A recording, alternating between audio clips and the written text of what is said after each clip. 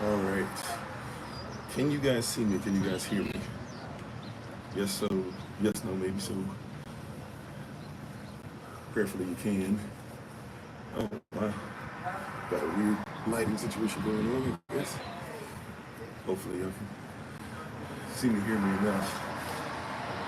Yes? Okay, cool. All right. I think we're going on all platforms. Prayerfully everybody can see us and hear us. Thank you so much for being on. Let's go ahead and may the words of my mouth and the meditation of my heart be acceptable in Yahweh's sight. He is our strength and our Redeemer, and it is in His name, which is His authority, that we pray, praise, proclaim, project, and protect today's message. Amen. Hola, mi nombre es Kofi. ¿Cómo está? Bonjour, je m'appelle Kofi. Ça va? Ni hao, namaste. Osayana, Kituya, Ohio. I see you. Newt, Guan, Habarigani, Akwaba, Mataase, Etese, Kamsamida, Aloha, Chow. Top of the rising, grand rising to you, Boker Tov, Boker Tab, Bakwata, Balakala Chami Hava, Anai Kwavai, Kwahelet, Atzivus Christ, Mashinam. Hello, everybody. I am Pastor Kofi, Pastor Seventh Christ, where we are always changing lives one mind at a time, but being a voice of the voices and speaking the unspoken. Got a little bit of an interesting setup today, so prayerfully everybody can see and hear us all right. I think I found a space in this place to where it looks like we'll have signal, so you guys will just have to let me know if something goes in and out. But I think we're okay, finally. Appreciate love y'all. Thank you. And we honor you. Thank you for being on today. Thank you for everybody who, I'm sorry about Sunday's mix-up. That's a reflection on me. So I apologize for those who came on yesterday for the live session and there was no live session, but thank you for those who still came on for ministerial prayer, for those who were part of the prayer and worship last night. Thank you to Minister Tamra, Minister Stephen, Minister Shantae, Minister Samela Ray for giving us excellent word on my days off. And we praise you for you all. Real quick announcements, then we'll jump right in since we're already running late. Not much has changed, but we will be ready to meet up October the 12th. You should have flyers and everything that are going to start making their way out around everywhere. So if you're in Atlanta or if you're around the Atlanta, Georgia area, want to come and meet up with us on the 12th, we will be there October the 12th. So if you'd like to be able to join us when we show up there, that will be, I think it's 6 o'clock p.m. Eastern New York time is what we're shooting for, whether you're joining in person or on Zoom. So we hope to see you there for the Day of Atonement. And also, too, of course, time is coming October 17th through the 24th for the Feast of Tabernacles. So, yeah, please, man, please, sir, if you'd like to join us for any of those things that are popping up, just kind of keep your ear to the ground. That also means we'll be traveling.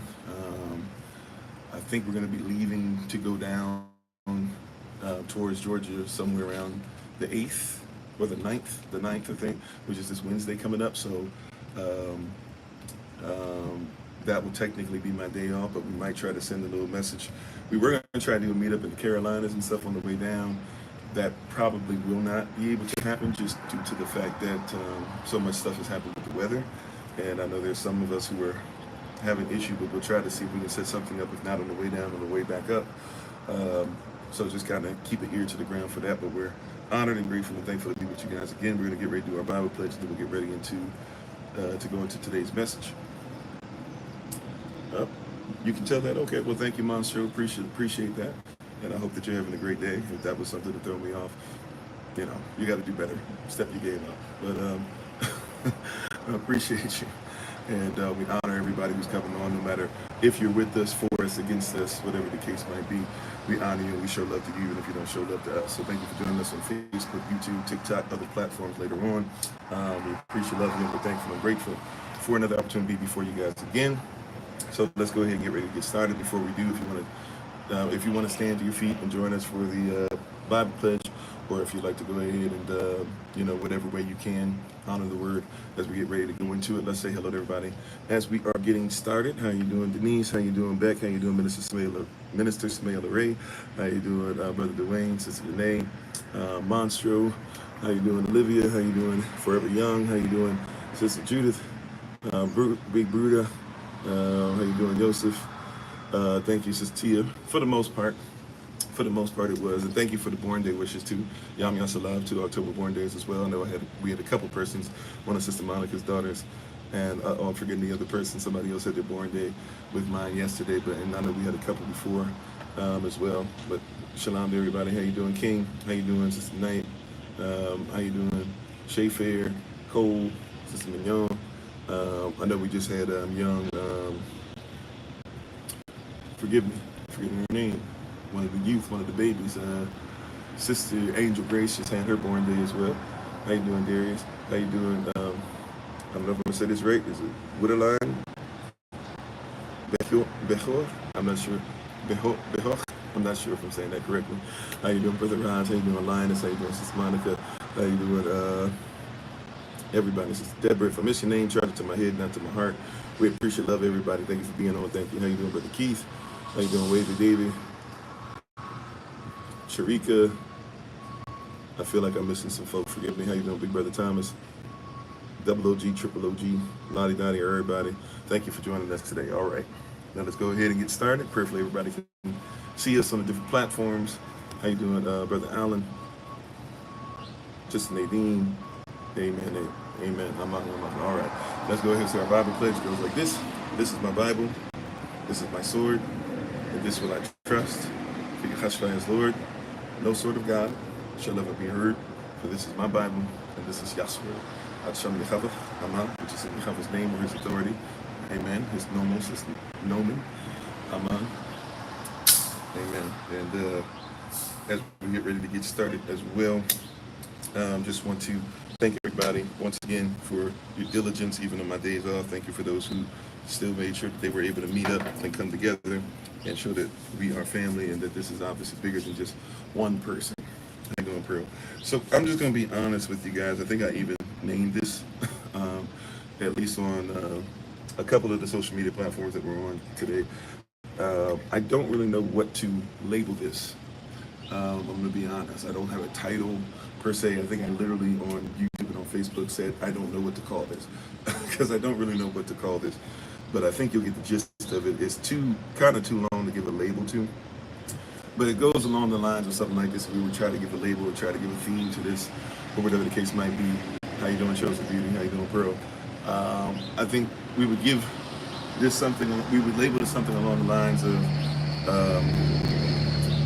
"Don't be afraid to be what's appropriated," or "Don't be afraid to be inappropriate." Maybe we would say it like that. I'm not sure if that's what we would call it or not, but something along those lines. Now, we have to kind of double check something and triple check something, make sure everybody's on the same page.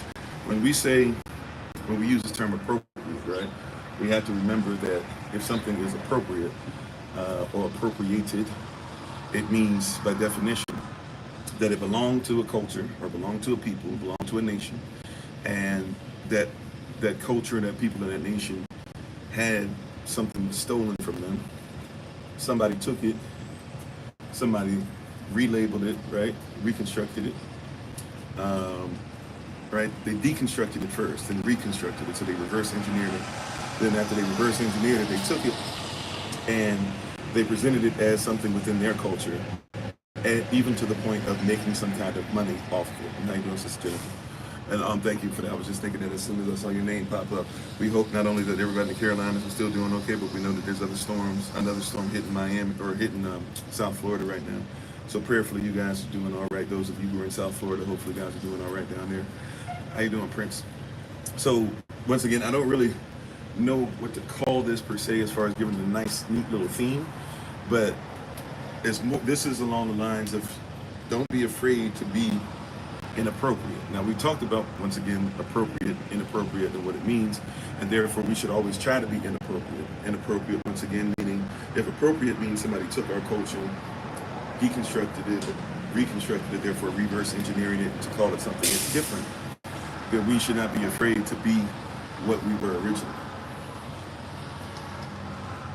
It'll be here Wednesday? Okay, well, we'll be praying for you. We're praying for you in advance. How you doing, Trina? So, we have gotten to a place, especially with the holy day season that we're in, and we're in October, so we want to hashtag finish strong in everything that we do. And we have gotten into a place in time time where we are very much so afraid. Many of us, maybe not all of us, maybe we're coming out of it, but if we be honest, there seems to be a fear factor when it comes to being what we're called to be and what we were from the beginning of time. And others took a lot of things from us and began to call it something different. And now that we would dare say that belongs to us, we belong to us, our culture belongs to us, our babies belong to us, right? We want our children to be what they're called to be. We're not concerned about our children having to match your perception of what you say reality is. We're okay being considered to be in the wilderness. Matter of fact, the word tells us we have to be ready to go back into the wilderness. How you doing, Minister Tamara? And so if we're talking about the wilderness, remember the word wilderness or even the word wild literally is me coming into agreement with this French word or this Franc word or this Visigothic word, this Germanic word that's savage, or what we would call savage today. And a savage is simply somebody who does not fit into another person's culture or another group of people's culture. So if they call us savages, it's because our culture is different. That's all that means. It's just like if you hear the term barbaric.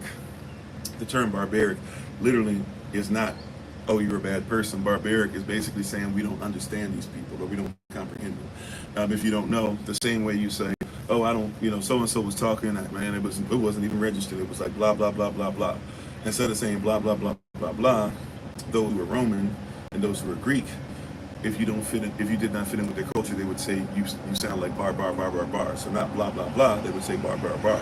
Therefore, a barbarian is not somebody who's naked or who doesn't have technology. Sometimes, sure, they might put that stuff with it, but it's actually talking about the fact that we don't really comprehend you, we don't really care about your culture, and really for persons with romantic values, you really only care about Greek, Latin, Roman items, and then everything from there. Now with Visigothic stuff, when those persons took over the Romans, now we kind of just care about those persons and their culture that's left in place.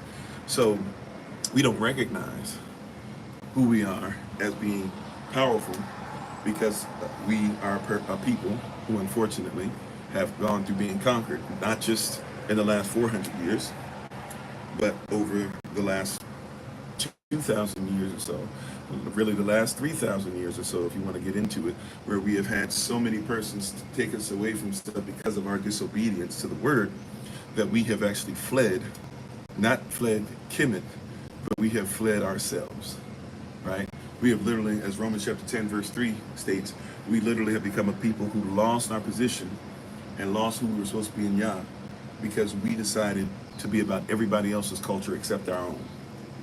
And so even though I don't really know what to name this today, we're going to be speaking in this vein where it's all right for us to be inappropriate. It's all right for us to be who we were from the foundations of the world. It's okay for us to say that our clothing is acceptable. It's all right for us to say we have an origin, right? And that's for anybody, right? That's not just based off of your nationality only. That's not based off of your color only. Obviously, we're focusing on that with us and our culture. But really, everybody should be all right with being who they were called to be. How you doing, Brother Elroy? Right? How you doing, Miss Q?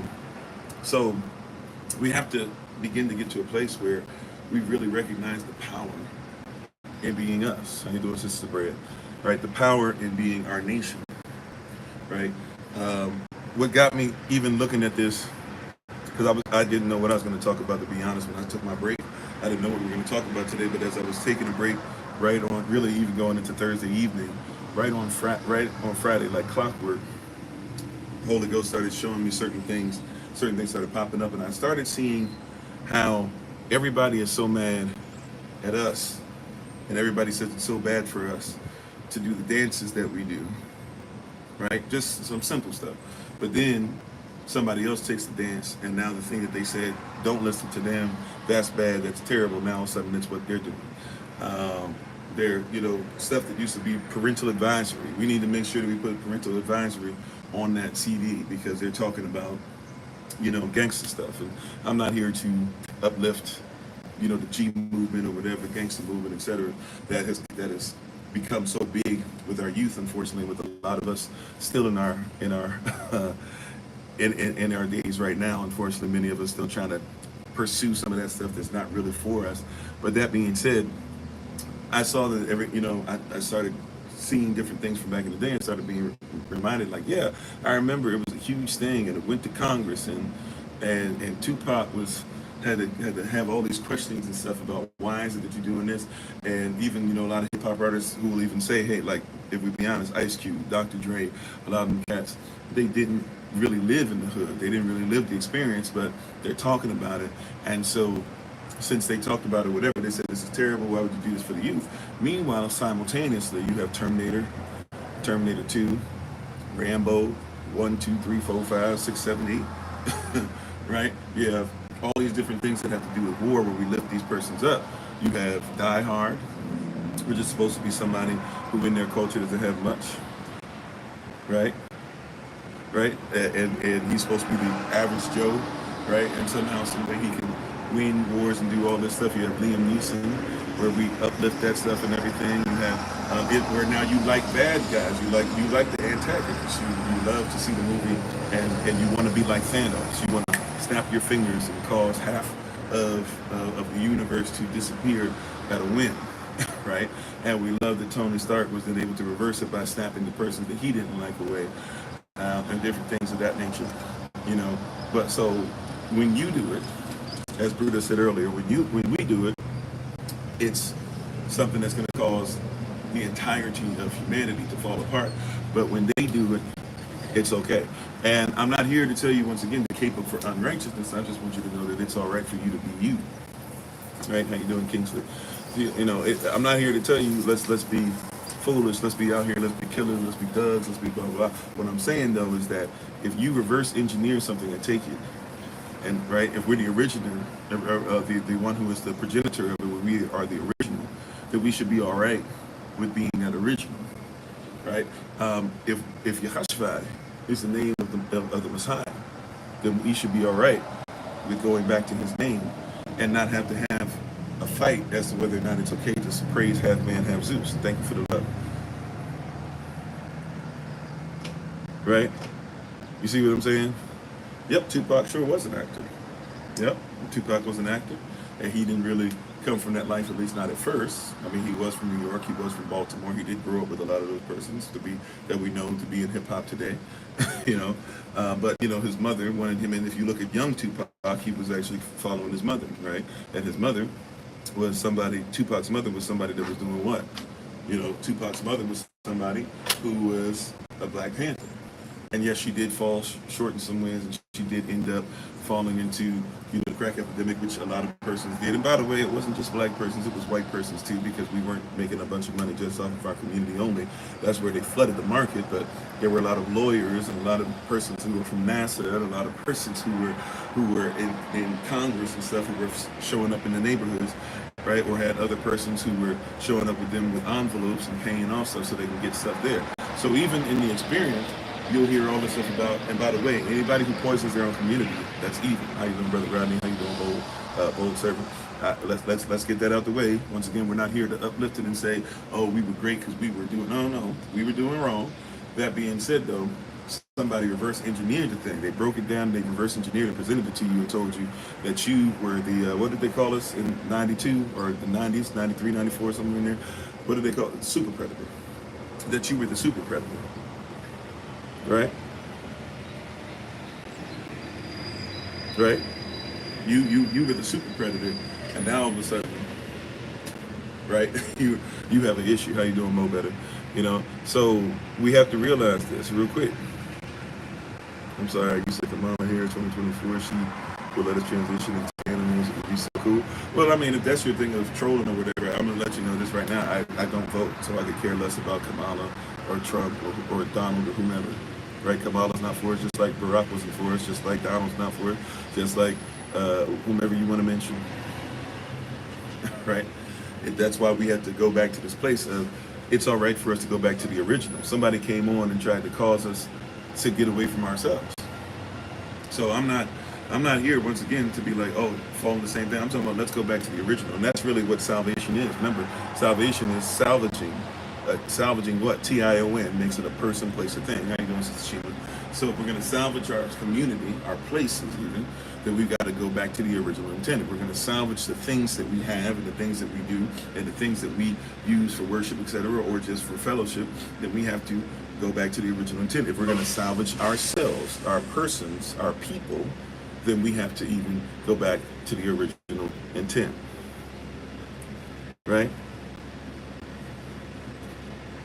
Okay, Vess, well then scroll until you find somebody that's worthy of your time. But thank you for being on. Right? So you have to recognize this. You have to get into a place where you realize very quickly, right, what's going on. You have to get to a place really quickly to where you recognize that our going back to our original intent is problematic for the system. If you recall this, the word world comes from the word in Greek cosmos, not C-O-S-M-O-S, but what? K-O-S-M-O-S. What does cosmos mean with a K? It means a system, right? So when you're in the world but not of it, your goal is to be in the system but never never live a systemic life. You might have to do business with the system but never put things in place systematically they want you to be. See, this is what we're trying to get to, and we should not be afraid nor ashamed to be ourselves. And really what this means is that you have to let go of their system and put your system in place. And really, it's not even your system. You have to let go of their system and put your house system in place. See, the reason why submission is a bad word, not just for women, but for men, because the Bible says that both of us should submit. How you doing, Chantel? So the reason why submission is a curse word to you, or right, is because you think submission is submanship or subwomanship. In other words, submitting to a person. But submission is submitting to the mission. So the system that you're part of has you believing that you're not supposed to submit to any mission that is your own, but only to the mission of those who have conquered you. And because that is what you're trying to submit to, is the mission of somebody who's conquered you, you are in a position where you don't look at each other as worthy of submitting to. This goes for husband, wife. This goes for business, right? This goes for whatever, right? If somebody were to say, hey, go ahead and submit to Amazon, right? Get your package, do this, whatever. If you want to have your stuff, you do it, no problem. If somebody says submit to your brother or sister and give to your community, we have a problem. If somebody were to tell you your dollar should not leave your community until it's been spent, watch this. You know how, and I'm not saying this as against anybody, this is positive, actually. You know how in Jewish communities they say that there's the possibility of a dollar not leaving until that dollar has been spent in the community for like something like 40 to 50 times. There you go, envy not your oppressors, right? Don't covet. We can put both of those together, right? But here's something that I learned about Tulsa. Doing some research and was looking at Tulsa, and it blew my mind that I never really had heard this before. You know, Tulsa at its time, before 1921, in its high time, and it was about to start doing business all over the world, and you know, it had to get shut down. But they had, you know, all types of businesses and all types of stuff in their city. Before somebody dropped the bomb on them, as the Gap Band told us, right? Because that's the name. The group is named after, you know, three cities or three streets that start with GAP, right next to each other. So before all that happened, and they got rid of Tulsa, even though Tulsa made a comeback a couple more times before it finally was done in, at least temporarily. Prayerfully, it makes it come back again. But before all that happened, one thing that persons might not recognize is that the dollar in Tulsa would not leave Tulsa, not 54 times, right? Not something like 2 to 3 weeks. And I think I'm on the low end of what I'm about to say. But I believe the dollar wouldn't leave the city or leave their people at least for 2 to 3 months in some cases. Meaning that we were so busy. One of the reasons why Tulsa grew is because Tulsa invested in themselves, right? One of the reasons why it grew is because they invested in themselves. One of the things they did not invest in is, to be honest, is they did not invest in the weaponry that they probably should have, because they had enough weapons to fight for a little bit, but obviously not enough to go against what was coming. But they invested in themselves. How you doing, Julia? Thanks for being part of the community. So so the reason why they grew so well and so fast is because they invested in themselves. This also means their education. They invested in themselves. Right? We talked about this before. The prison to pipeline system, or the school to prison pipeline rather, is something that exists because of integration. How you doing, Sister Sage? And everybody who's joining us on all the platforms, thank you so much for being on. Appreciate, love you. It's an honor to be in front of you again. Thank you for allowing me to take a little bit of time off and getting back into things. So and the theme for today, I really don't know what to call it today. I said, just letting y'all know. If somebody's like, where are we coming from with this? I really don't know what if there's a motif. Well, there's a motif for sure. I don't know what we're calling this today, but you'll get the gist of it if you just hang in there with us long enough, right? But you'll see very quickly. He said they were also following the blueprint created by Europeans to a certain degree, yeah. To a certain degree, but you got to, right? And I'll give you that. However, and we can even get into that in a little bit. However, I want to establish this point, if I can, first, which is, before we go into all that stuff, and we talk about that's part of it, how you doing, Donovan, they at least had enough sense to take care of themselves first. They had enough sense to make sure that they built a community. And once again, as I said, the school to prison pipeline is something that happened with integration, not with segregation. Because in segregation, you were never taught correctly, and you were never taught by others. See, how you doing, Derek? One of the biggest things that we do not talk about is that the best time for your community, as far as if you want to talk about Hebrew Israelites, Israel, Black folk, Moors, Africans, African Americans, Omekshi, Jamaica, et cetera, et cetera, et cetera. We can keep going down the list of persons, right? Natives, right? The greatest time that you've had as far as your society being up, right? Your society being free, your society having wealth, it was always outside of integration, or, right, it came in segregation, or the greatest times that you've ever had came when you basically had your own nations. There is no other time that you were high up. That's just the reality. Even if we go outside of so-called black folk, if you look at the greatest time for Ireland, it's when you weren't integrated, or it's when you hadn't been subjected to British rule yet. If you look at the greatest time for, I don't know, look at the greatest time for India. The greatest time for India is when you weren't integrated yet, right? As far as the persons who made it, right? Because even the persons who make it through integration, they themselves are still slaves. They just live in the master's house. See, don't forget this. I said this not too long ago when we were doing a live session. This might have been Thursday. I said this, but one of the things that KRS-One said that I heard him say that's really powerful. When persons say, "Man, the persons who are making it, the persons who are there, we talking about all this stuff, but look at how they do, and look at this, look at how they dress." Well, yeah, the house slave always looks worse than the field slave. And when you're trying to go on, I would dare say, when you're trying to escape the plantation, you're always going to look worse, even sometimes in the field slave, because you're out there trying to get away and to get free. So you're going to look worse than your oppressor. You're going to look worse than the house slave. You're going to look worse even than the field slave. But once you get free, now you're in a position to say, this is what I wear. This is what I eat. This is what I'm going to build.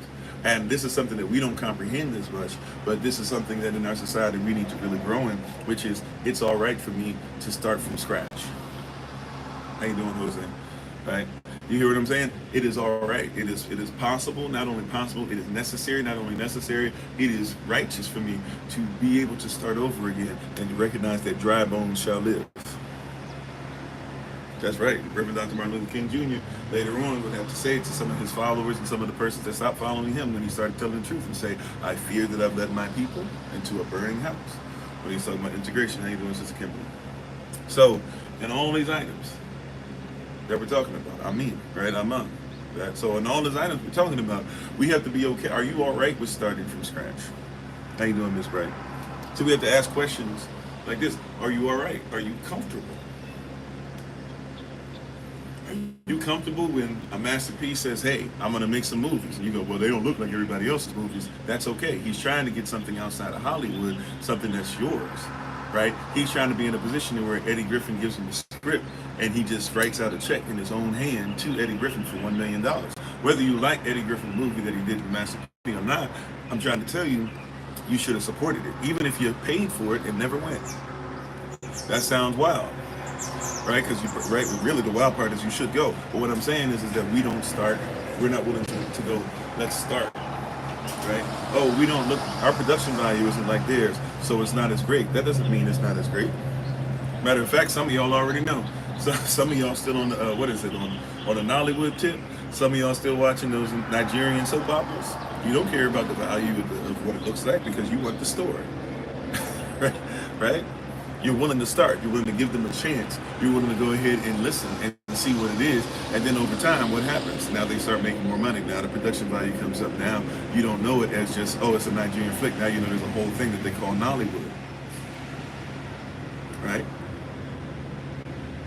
Just like in India, they have something called Bollywood.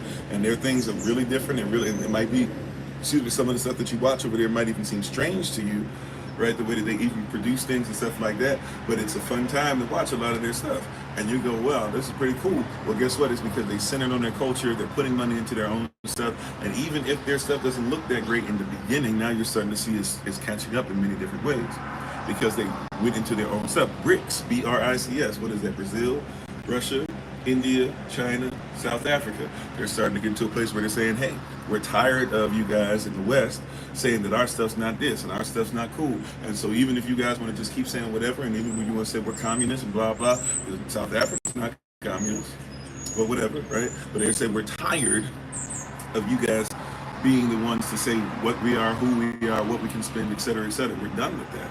So rather than go through all that, Michelle, we're going to go ahead and establish something that is ours. How you doing, Hebrew enrichment? And as they establish something that is as their own, it's very clearly something that now is effective. And you got to recognize this: what's happening with the West, what's happening with the United States of America, what's happening with Britain, what's happening with many of these Western societies, Canada, etc., is you're starting to see that war is imminent, and what's going to happen is the breakdown of things is imminent. What's happening with Israel? Right? What's happening with Israel? You're going to see this stuff is imminent. What's happening with Netanyahu, and they all walked out on him. For those of you who've been paying attention to that, right? You're going to see that this stuff is about to break down. Seriously, hold on one second, sir. So you're going to start to see that this stuff is being exposed, and they're trying to run stuff on the old system, right? This system, but the system is about to break. And you have the possibility of making sure that before the system breaks, and as it goes, see, we're talking about this stuff now. You're only worried about voting. Like this system is, I'm not saying it's going to. This is not a prophetic word per se. This is something a sensical word, a kingdom sense word, not a common sense word, based off of what God's been telling us forever. So this is not for me trying to give you something new. This is something that God's been telling us to look at. He told you, don't be worried about, right? When people say that they come in his name. A lot of persons are coming in his name, and we see that they ain't about nothing. Don't stop.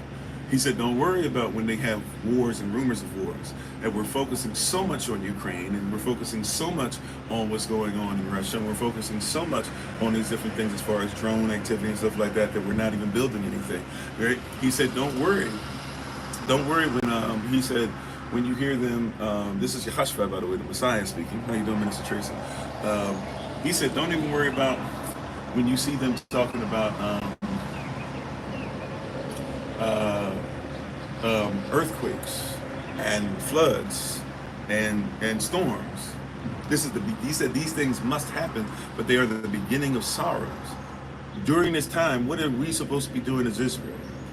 During this time, what are we supposed to be doing? See, they asked him when the last day has come, or when signs of the last day has come. He said, don't even worry about it. That's not even, he said that those things must happen. That's a sign that the last days are basically upon us. But he said, that's not even what you need to be looking at as far as this is finished. What are we supposed to do? We're going to look at two different scriptures for this real quick. First one, I'll just go ahead and say, Matthew chapter 24, verse 13 and 14. What are we supposed to do? That's right, we glory in tribulation. And watch this, verse 13 says, can you endure? It says, if you are going to be saved, the same that will be saved are the ones that will endure.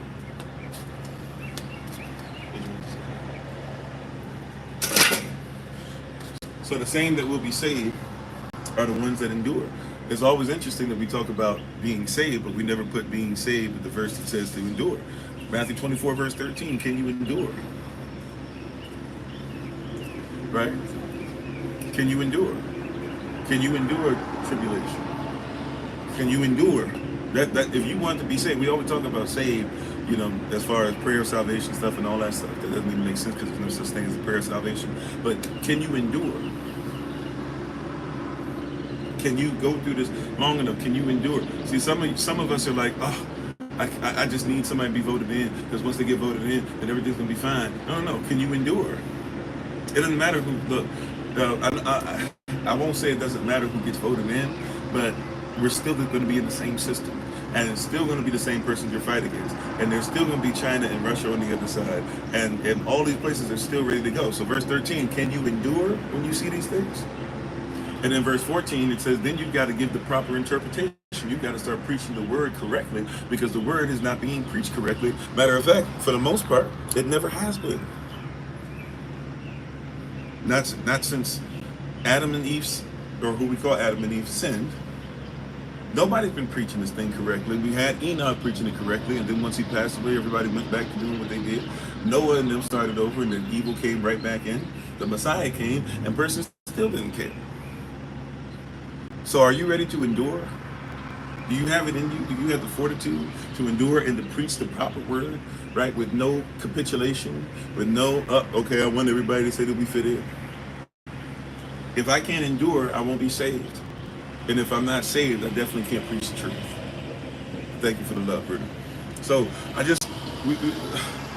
we can't be afraid to be inappropriate, or we can't, right? Because to be inappropriate means that we have not allowed somebody to take us from what our culture is.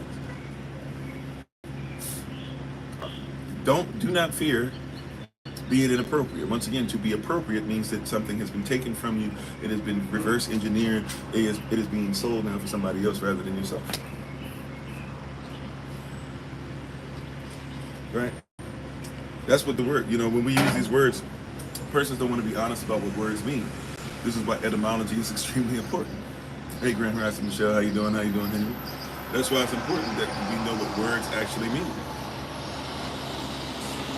Right? It's important that you know the gospel comes from God's spell.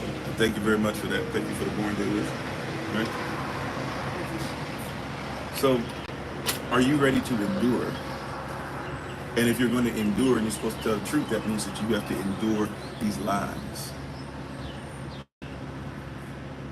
Right? For example, if you're going to endure weightlifting, then you have to be able to lift weights. And when your body says you can't lift anymore, you got to keep lifting. Okay? If you're going to endure and you're running a race, what does that mean? That means that you have to keep running even when everything in your body says, I cannot do this anymore, and then you let a second wind come. The second wind was always in you, but you have to endure long enough for it to kick in. If you don't endure long enough, you won't see it kick in. How you doing, King D252? Right? If you're going to endure, if you're going to make sure that you give proper interpretation and tell the truth, then guess what that means? You're going to have to endure lies, including lies on you. This is where we get back to us. See, because somebody has lied on you and told you that you never had much in the first place, right? That you never had a system of your own in the first place, that God didn't provide you a system. Matter of fact, many persons, as we've been finding out with our watch party, right, where we've been looking at reclaiming the throne, we've been finding out even more stuff about what we always had. That's right. It can be a mental endurance. By the way, mental endurance is spiritual endurance, right? It's soul endurance, which is psychological endurance. It's also physical endurance, which is physiological endurance. You see what I'm saying? So we gotta press. You see what I'm saying? If you depress, how you doing, Minister Shante? You say, and thank you for the word, is rising. If you depress, it means that you're taking your foot off the gas. But if you press, it means that you keep moving forward. That's endurance. Depression comes when we do not endure. Right?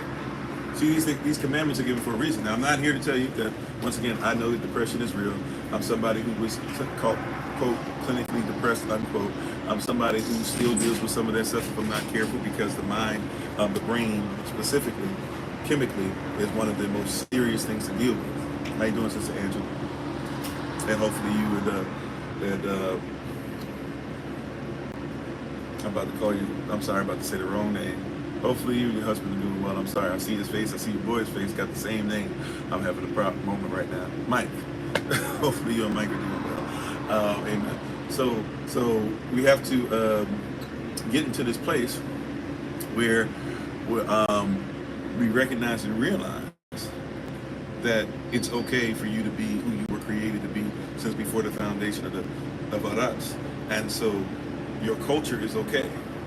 Right? If culture is all right, culture should be all right for everybody. And so your culture should be okay. One of the reasons why there's even all this black-white stuff and all this stuff is because somebody literally pinned you against stuff and said that, hey, this culture is better than that one, or whatever. Culture is culture. Now, for us, we would say our culture is as great as we're talking about as far as biblically even. But that being said, right, one of the things that we're denied is the right to live within our culture. That's why our sisters, you know, we talk about our sisters all the time. And this is something that is true, but I think it's a partial truth. And a partial truth is always a whole lie, right? How you doing, Brother Vincent? We say that all the time, right? If somebody's telling a part of the truth, a half-truth is always a whole lie, right? So we'll say stuff like, well, our sisters, they're not wearing their natural hair, this, that, etc., right? But what is the reward for our sisters wearing their natural hair? Because a lot of us, brothers, if our sisters were to literally walk around with their natural hair, we would make them feel bad because they don't look what we say they're supposed to look like. There's a lot of brothers that are not even hip enough on a basic level to be able to tell the difference between a sister with and without makeup. You say you want a sister without makeup, but you don't know what natural beauty is. So you don't have a natural beauty standard. So we say, hey, don't put on the wig. We say, don't put on the extensions. All right, well, if she doesn't put those things on, then what is the advantage for it? Matter of fact, what is the system, brothers, that we put in place? Or even sisters as well. What is the stuff that we as a society put in place to where she can get a job looking like her? Matter of fact, we see, because this is going to sound weird. Somebody's going to say you don't like it. It is what it is. Real talk. There's an advantage in the world, in the cosmos, and the wicked system of things for her to not look like herself. She'll get hired faster for not looking like herself. She will get hired faster for not speaking like herself. That's why she code switches.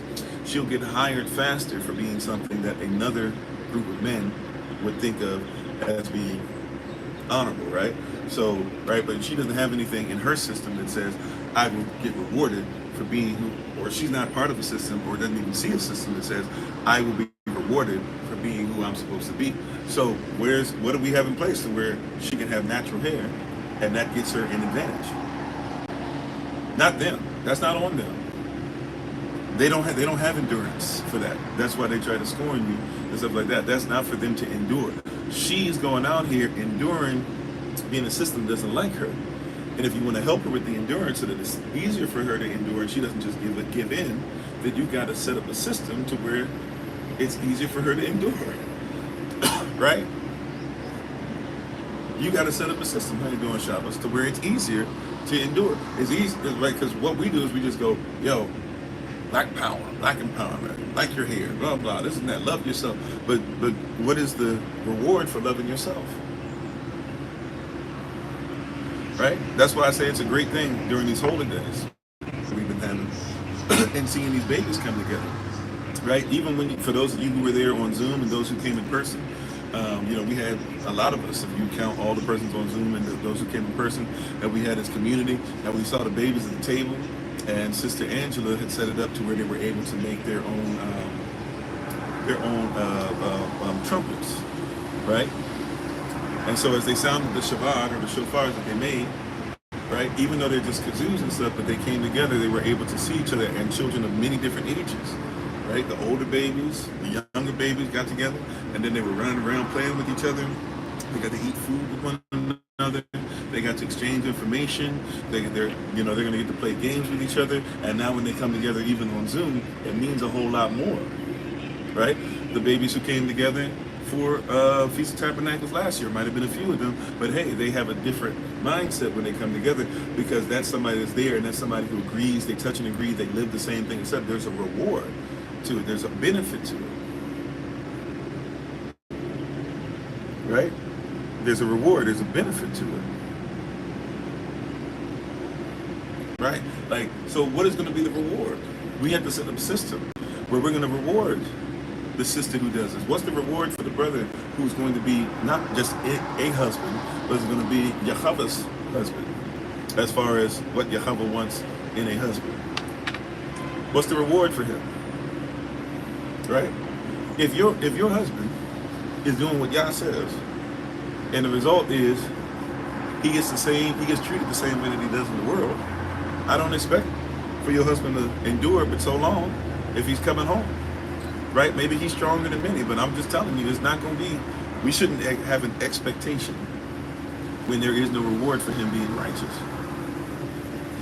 This is why, I was talking to somebody recently, talking to a younger person in SOC, and this person happens to hang around a bunch of persons who are LGBTQ plus and stuff, and it's like talking through things and stuff like that, but you know what was happening, and this person is not LGBTQ plus, but they hang around them and they try their best and they're trying to have this conversation, came up for them, and I was listening, and then I said, I just gave him a couple scriptures. I said, what fellowship does righteousness have with unrighteousness? It's glitching? Okay, well, I don't know. It's saying, I don't know if that's for everybody. Is it glitching for everybody on TikTok? Because TikTok's just showing me a green thing. Is it glitching for everybody on TikTok? Yes, no, maybe so. Am I glitching anywhere else on any other platforms? Yes, no, maybe so. Yes, okay, no. Not anymore. All right, hold on. Okay, I'm gonna put it on the regular. Signal. The regular signal usually doesn't do that well because it's saying it's green, but I'm gonna take it off and I'll see what happens. We'll see.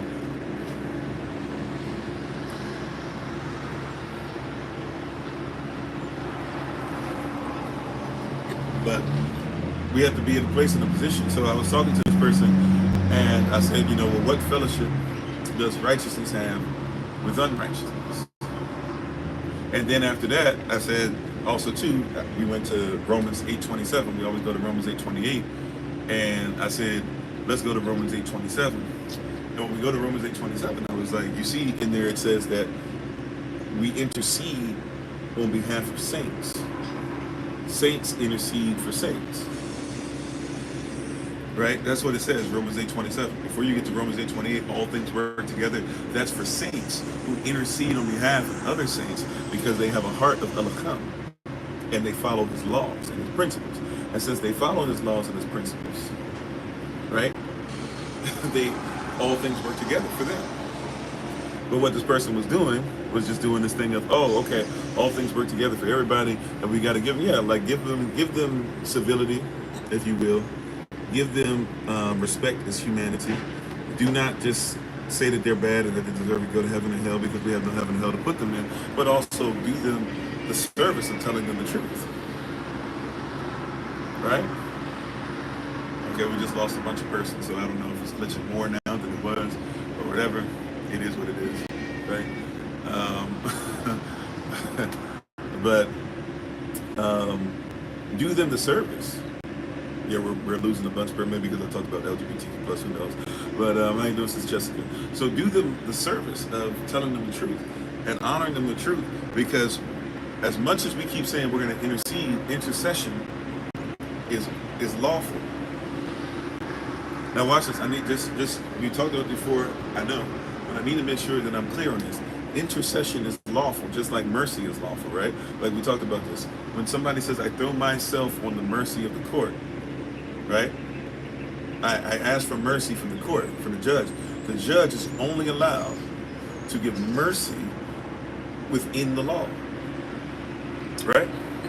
So if somebody takes the life of someone else, if the law says they can get 5 to 25 years for taking that life, the judge, if he has mercy, can only give him 5 years, and maybe, depending on what the law says, can give them off on behavior, right, being great. That's it. He can't go, I'm going to dismiss the case. The judge will get in trouble and will lose his license to practice. Why? Because he can only perform what he's allowed to from within the law. You see that? So he can't, the judge can't just say, you can do whatever you want, you straight, you fine, you know, I'm so saddened by what it is, it really pricked my heart. No, within the law, this is what you have to go through, right? And once you finish this, then yes, you can go ahead and go back into society. But until you go through those things, you got to deal with it, right? You're going to have to deal with certain things because of what you did, right? He's only allowed to give mercy within the law. Well, the same thing with intercession. Intercession is lawful. Intercession is, so we have to ask ourselves, who do we intercede on behalf of? This is important. I know somebody might be saying, well, what does this have to do with what you're talking about? Just hang in there with me. Intercession has to be on behalf of who? Who do we intercede? What is Romans? Somebody go to Romans 8:27 if you don't know this, right? Somebody go to Romans 8:27 and read it for yourself. What does it say? Right? What does it say in Romans 8:27? Romans 8:27 tells us once again that this is about the saints. The saints are interceding.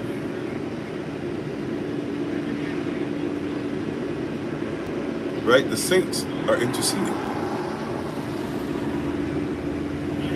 The saints are interceding on behalf of other saints. They are interceding because they follow the word, the law. They're interceding because they have the heart, the passion of Elohim. So we're not interceding just for anybody. So I told the person this because it was important that they catch that. Not to say that we don't have anything to do with anybody, we don't talk to anybody, we don't show love to anybody, no. But I can't intercede lawfully on behalf of somebody who is not part of the kingdom. Right? Now, if you're in the world intercedes for the world. But if you're in the kingdom intercedes for the kingdom. See, so this is why when it comes to your culture should intercede on behalf of those who are part of your culture. Did you catch it? One of the problems that we have is that we're interceding on behalf of persons who do not care about us. And even if they do, it is not your responsibility. I've said this before, I'll say it again. I love y'all, SOC. You know I do. I love all of you guys all around the world. Anybody who watches this at any time, I love y'all. Now, that being said, how you doing, Blossom? That being said, as much as I love you, my son, if I have to choose between feeding anybody, my wife and my son are going to be fed first. If I have $20 only, and my family's not going to see money coming in for a week, I'm going to figure out how to stretch the $20. And if somebody else is going through something, as much as it hurts me to not be able to give, the most I'll be able to do, right, is pray for you. But my prayer won't go any higher than the ceiling if I would give you the 20 and pray for you, but wouldn't take care of my family that's supposed to be taken care of by me first. How you doing, Brother Dwayne? Right, did you catch that? Right? Look up. I'm about to say the wrong scripture. Look up. Oh, wow. Something chapter 1, verse 8. I say it all the time. Not Titus. Might be. Where does it say? A double-minded man is unstable in all his ways. Chapter 1, verse 8. Something chapter 1, verse 8. A double-minded person is unstable in all their ways. Right? James chapter 1. Thank you. James chapter 1, verse 8. A double-minded man is unstable in all his ways.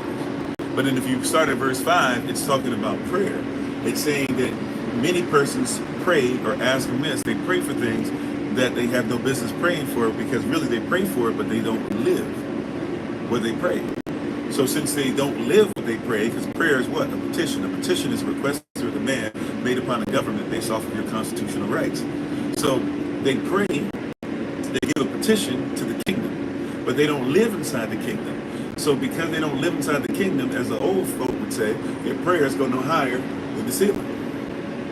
And since their prayers keep hitting that ceiling, right, their prayers don't get up there. Why? Because their prayers are not able to get up there because they're double-minded in their life. And so if you'll go to the Most High in prayer, right, give petition to the kingdom in prayer, and your life is not even righteous, well, guess what? You are double-minded. And if you'll be double-minded in your prayer, then you'll be unstable, not just in prayer, but in all your ways. Hallelujah, somebody. See, that's the mindset. We don't like that part. We don't like that part. We don't like it when somebody says, like, you got to be in the kingdom. And I'm sorry, TikTok, you should be back. That was my fault for you guys. Pause it for a second. Persons don't like that part. But that's part of it, is if I'm going to be in righteousness, right, and I'm going to pray, then I can't pray and not even live like I'm in the kingdom. If I'm not living kingdom and praying, then yeah.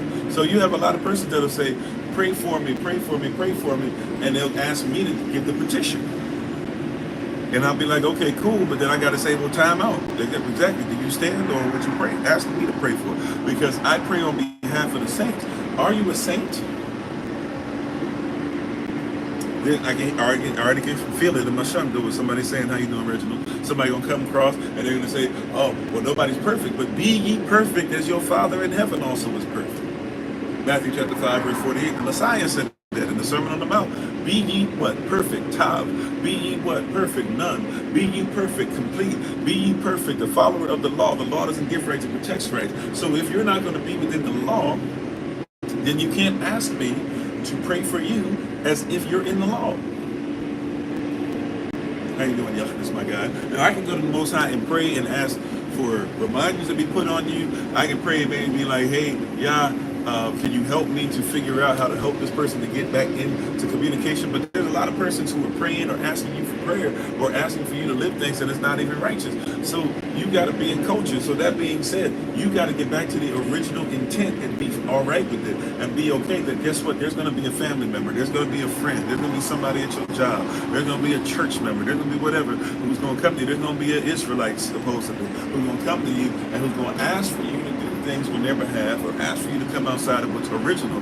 And your mindset is not to become something unoriginal, but to cape up for what is original. Salah.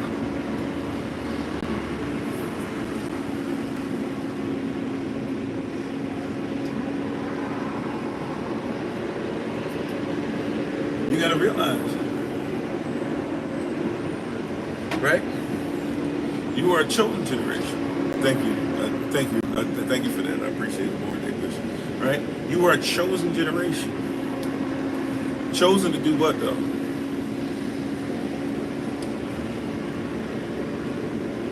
Right? You are a royal priesthood. Right? You are a chosen generation. You're a peculiar people. You're a holy nation. To do what? What's the end of that verse? Everybody always says those four. But what's the end of that verse? We chosen for what? We're royal for what? We're priesthood for what? We're holy for what? We're a nation for what? We're peculiar for what? To show forth the praises of Yahweh. To show forth his praise. We're not peculiar just so that we can go, no, we're supposed to show forth the praises of Yahweh. We're supposed to show righteousness. We're supposed to show his law. That's how the verse ends. Everybody just goes, oh yeah, I'm a chosen generation. Chosen to do what though? And by the way, if it's a righteous generation, then how do we tell that we're a righteous generation? Now we got to get back to some ritual. You know, you can't be a righteous generation and not care about his name. You don't believe that? Exodus chapter 3, verse 15. Moreover, my name is Yahweh Elohim, and that's what I was known.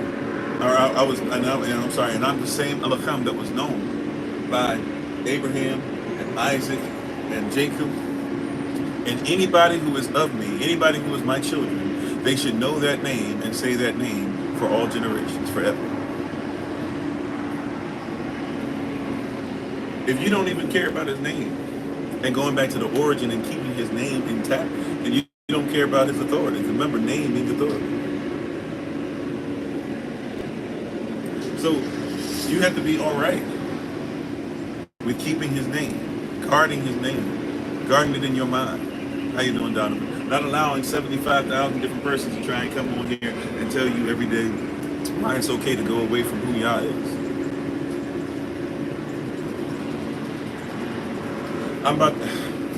You got to go back to a place to where your mindset, at least, has got to be segregated. I know some of you don't want to hear that, but your mindset is not supposed to be integrated. Integrated means to become one with, and they haven't integrated with you anyways, because if it was truly integrated, everybody would have become one in one kingdom or one situation or one belief system, or you would have all been allowed to keep your beliefs. You are not integrated anyway. You are still segregated. You're just, you've been given red lines and you don't even know it. But you're supposed to at least segregate your mindset. I don't think like you. Why? Because my ways are not your ways, nor my thoughts your thoughts. As high as the heavens are from the earth, are God's ways from your ways, and his thoughts for your thoughts. And if not, we're still conquering. If not, we're still going through the same thing that we went through. If not, you're not about to get better. If not, you're not coming out of this.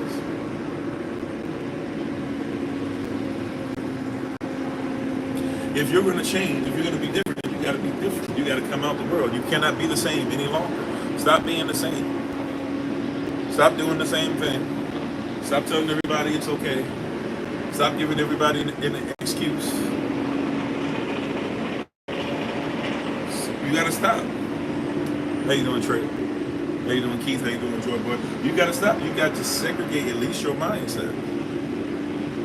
You will never treat a wife the way that she deserves to be treated if you treat her like the world says treat her.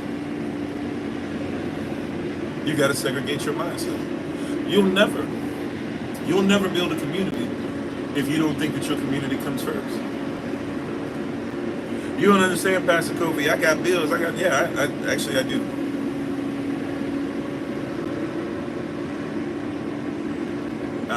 Am I a lower class or higher class? Everybody's a high class if they do stuff according to the law. Right? That's something that you need to talk to somebody else who's claiming to be me. Right? How you doing, Cheddar? So you got to get into a place where you recognize and realize that, and how you doing, 4444. You got to get into a place where you recognize very quickly and very easily and stop allowing persons to try and get you and I to do this weird stuff to where we're supposed to be caping up for stuff that has nothing to do with who we are. We go back to the original. This is why Alpha is important, Paleo Hebrew is important, because you've had too many persons teach you about stuff that has nothing to do with what was even written. When you know the difference between in the beginning and Bashat, right? You know the difference between Genesis and Bashat, you'll never look at it the same again. That's culture. It is not my responsibility. Yeah, thank you, moderators. Yeah, it's not my responsibility to try and get you to recognize what's there if you're not even going to be within culture. My responsibility is to go to those who share the same culture, who share the same kingdom. And if you don't like that, hey, no, it's for everybody. The Bible, you show me the Bible verse in your Bible, right? You show me the Bible verse in your Bible that says that the word of Yah is for everybody. And I'll wait, because you won't find it. It's not written to everybody. Right? Revelation.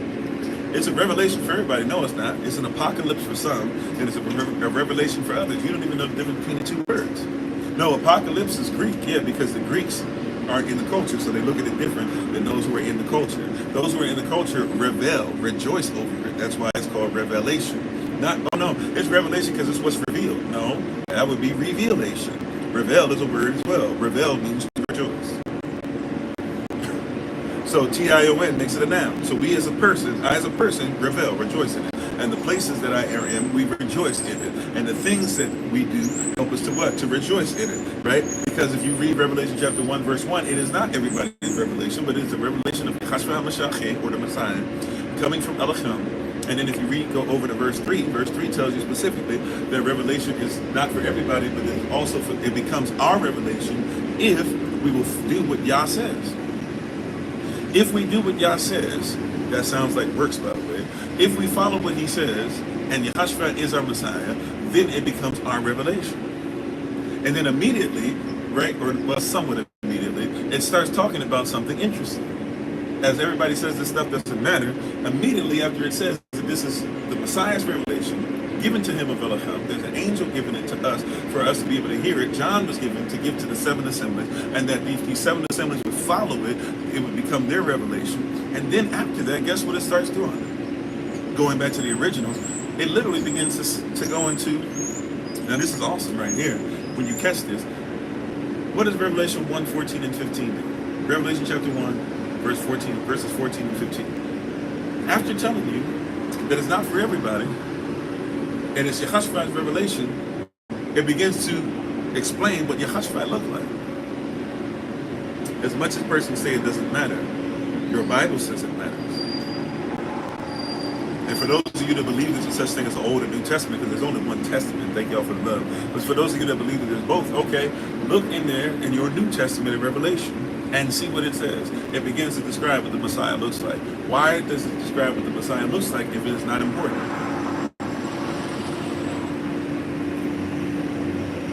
Now, it doesn't mean that you have to look like the Messiah. Once again, if he becomes your Messiah and you follow what he says and you believe what he does and you follow what John says and you follow what he says in Matthew chapter 5, 10 through 12, Matthew chapter 5, 17 through 20, and Matthew chapter 5, verse 7, 12, and you follow the law, then he becomes your Messiah and you become grafted in according to Romans chapter 11. So it's not even about color, but guess what? If you can't tell the truth about the Messiah's name and what he looks like, then this is definitely not going to be for you, because we need you to tell some deeper truth than just making sure that you are honest about a name and honest about somebody's looks.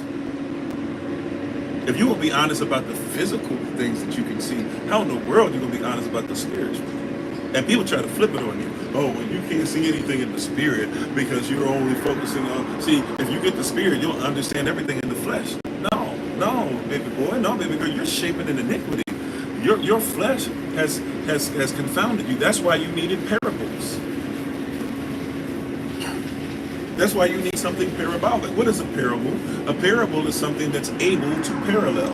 In other words, there are two lines that never touch each other. If they touch each other at any point, they're not parallel. But if they never touch each other, they would be parallel. Now, why is that important that you catch that? It's important that you catch that because, yes, the things of the flesh are not really going to ever touch the things of the spirit to a certain degree, especially without the soul.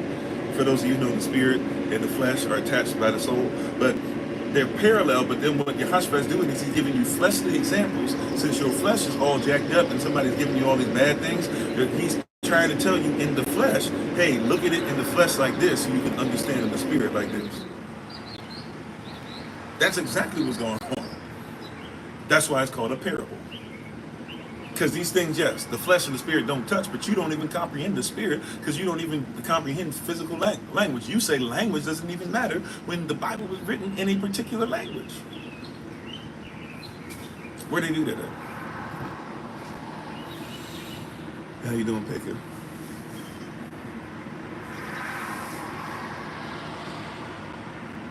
Right?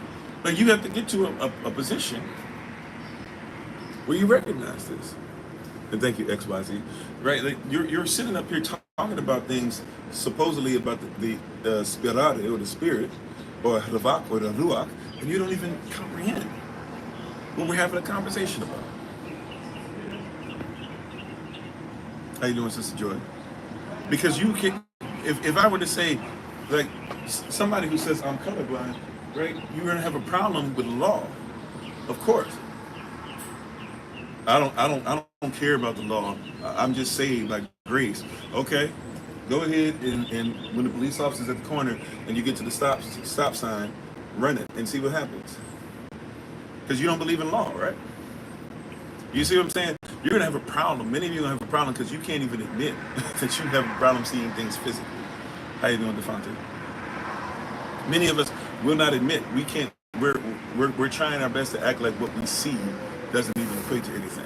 If you can't admit, like this is what it says in what is it? I think Minister Shante was talking about this recently. If it was somebody else, please forgive me. I think you were talking about one of this somewhat recently in one of your sermons, but you were talking about 1 John chapter 4, and it says, how can we say that we love Elohim who we've never seen and hate our brother who we see every day?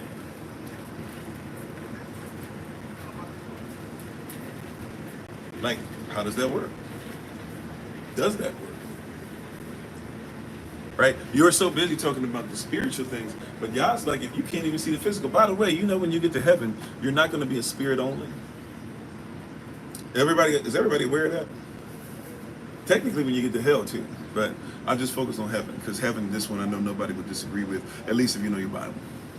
You know when you get to heaven, you can't just exist in the spirit, nor can your spirit and soul just be attached and that's it. Right? You won't be a soul by itself either. You got to be spirit, soul, and body. You're going to take off this flesh that has to die so that you take off corruptible, and then you will be given a glorified body, right? Which is incorruptible. Why? Because it will go back to the perfect state that it was supposed to be in. You were never created to just be a spirit only. Yes, the law of the spirit is important, right? We're talking about context, right?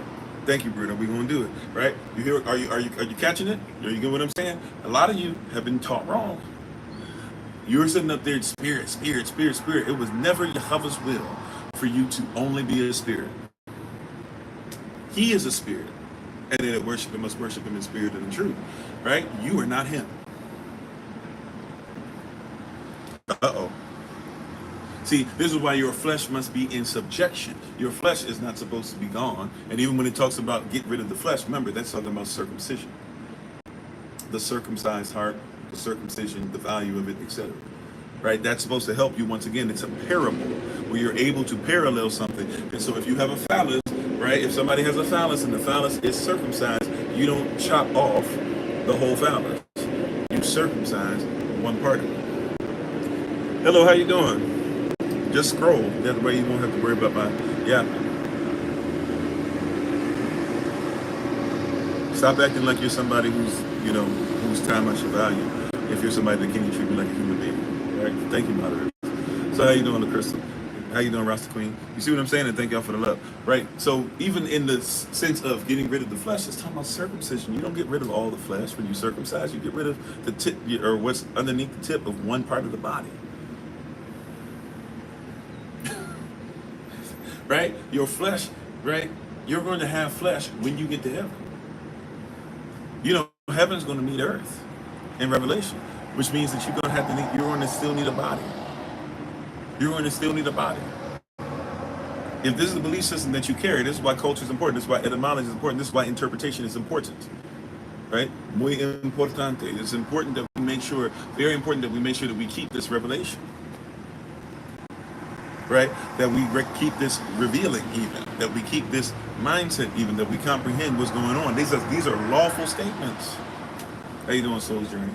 These are lawful statements. These are not just random things. These are lawful statements that are part of a culture and a community and a way of life, and they're telling you things in the parallel, right? The things in heaven and the things on earth, they're not touching. But eventually, when it goes back to Yah's will, they must touch again. See, remember the word Adon, or even Eden, as you call it, part of the word Eden, it means that it's a delightful spot. It means it's a door. It means it's the presence of Yah, right? If you start putting some of the meanings together, you'll recognize that Yah was in Eden, which means that Eden was also heaven. Remember, there's more than one heaven in the Bible. It's plural. Sometimes the word heaven is referred to with an S on the end, heavens, right? There's more than one Shamayim. Right? Heaven can be in here. Heaven can be beyond the cloud, what some of you still call the firmament. Right? But heaven is in heaven. There's multiple heavens. And wherever Yah is heaven. And so right now you should recognize that the temple, your body is only a temple because of the living Yah that lives inside of it. If he doesn't live inside, your body's not a temple. But if your body's a temple, then what's inside? Heaven. What was in the Ark of the Covenant? The law. And what protected the law? Angels, because the angels were protecting the law that was literally written by the hand of Yah. It was written in heaven. Moses, take your shoes off. This is holy ground. Why? Don't bring any of that dirty stuff, unlawful stuff, into heaven.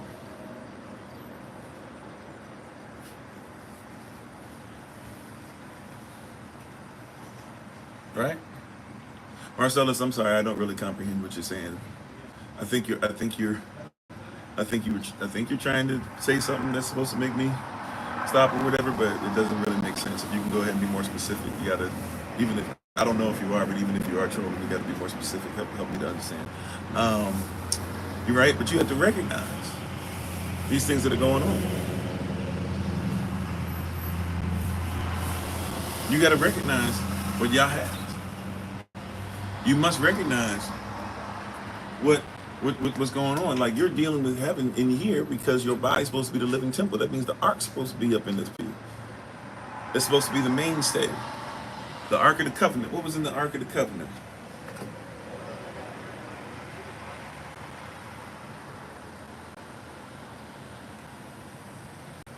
You said you're sorry when someone passes away. You said, is it okay to cream attention? I don't know what cream attention means. I'm sorry.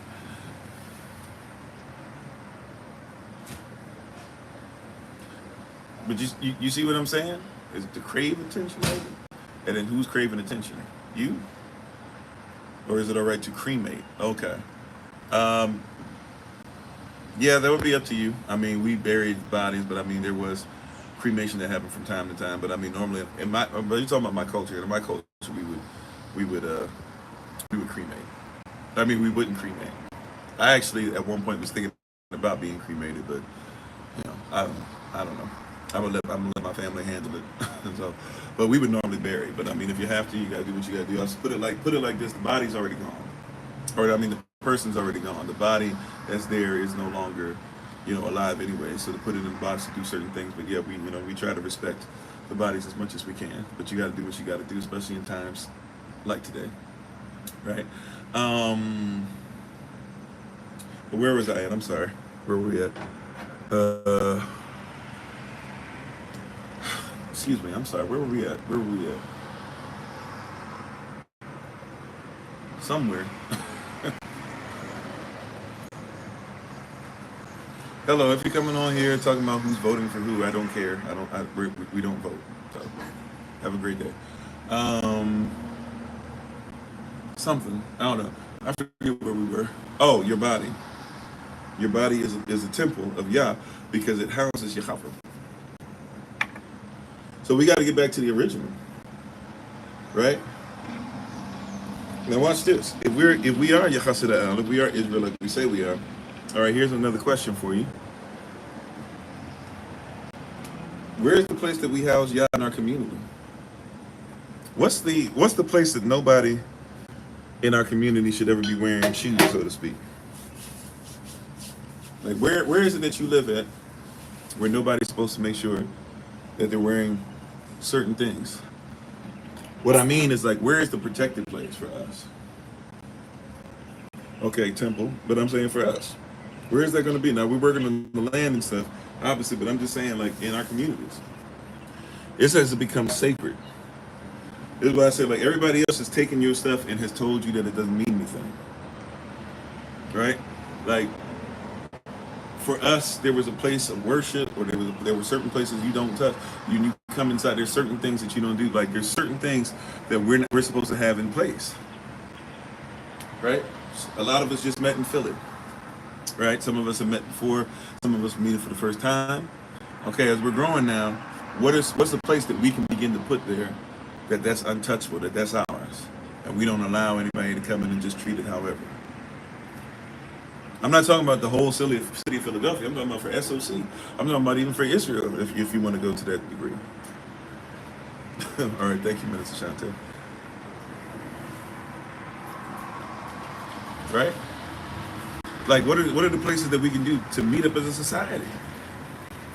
Is there a place that we can, within ourselves, everybody who's in Philly, hey, we're gonna make sure that, we so and so will let us use a home. So and so, there's a place outside. There was a nice place that we saw.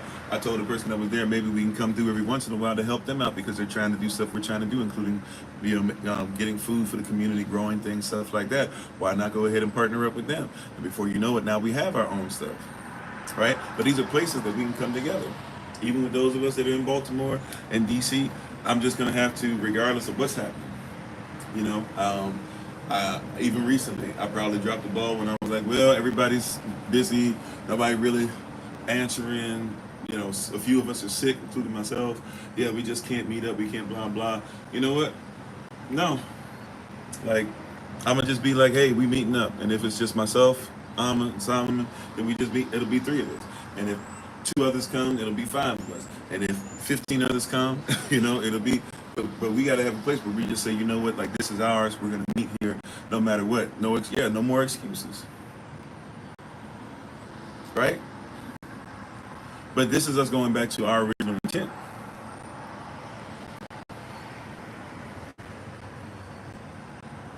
right?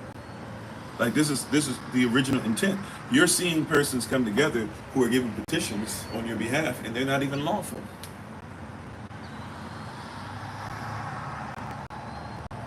You see what I'm saying? Like, we have to have something that's ours and is original and that we keep no matter what. Keep means to guard it.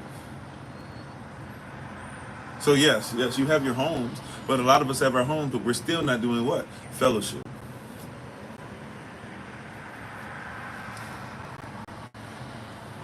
Fellowship. What's the Bible say about fellowship?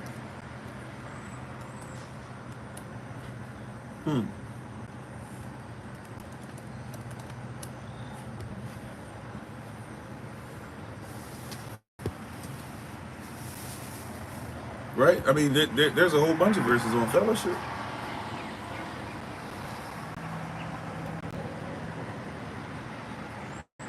We're supposed to have fellowship to know the fellowship of his sufferings. There should be fellowship in the interpretation of what the word says. I believe that's Philemon chapter 1.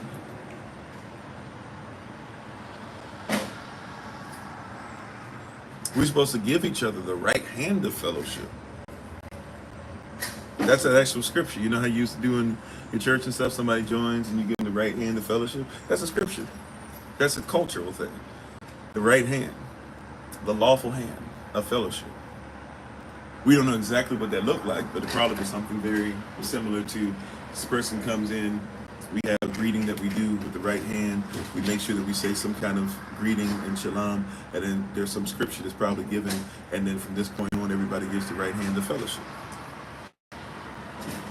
Right, fellowship is extremely important. We should have a place of fellowship. I'm not looking for buildings, I'm talking about a place. It could be outside. It could be at a park. It could be in somebody's car. There's only 4 of y'all, only 4 people can get in the car and fellowship once a week, once a month.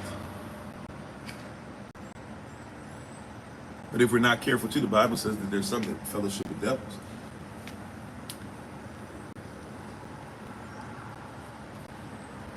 I think it's Psalm 91, no. Psalm 94 says that we shouldn't have fellowship with iniquity. See, if you're not fellowshipping with each other and you're not fellowshipping with Yah, but you definitely should be fellowshipping with each other. If you don't fellowship with each other, then you fellowshipping with somebody.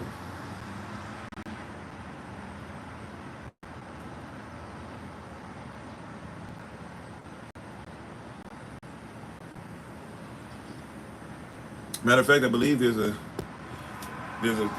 spot that says we should have no fellowship with unfruitful works. So I'm just saying, no matter where I'm going, I'm gonna start fellowship and just do it heavy and no more excuses. And some of it is me, but to be honest, a lot of it is all of us. Not one person, all of us. Buck stops with me, so I'm gonna take, the majority of it. But how easy is it really? Where some of us have 20 persons within an hour and we still don't meet up. How easy is it where some of us, even if it's just two of us been living in the same city for years now, knowing of it, and we still haven't, right?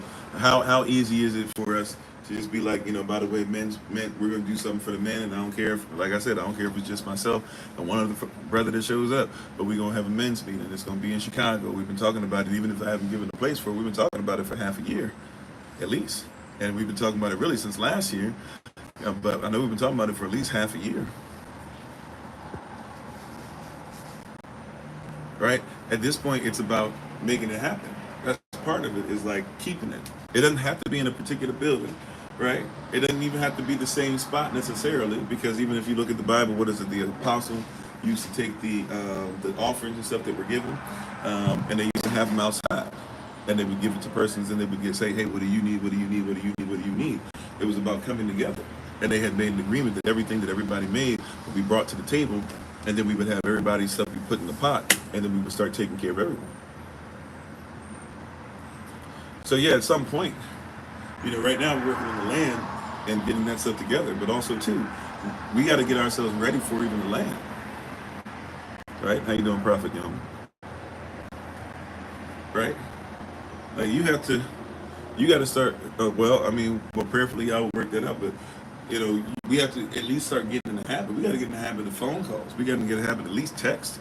We got to get in the habit of, like I have some persons now that they're like, hey, we're going to jump on it and pass it, blah, blah. Like when I be telling persons like, hey, I got 70,000 things going on a day. I'm going to forget. At this point, I'm not going to say I'll probably forget.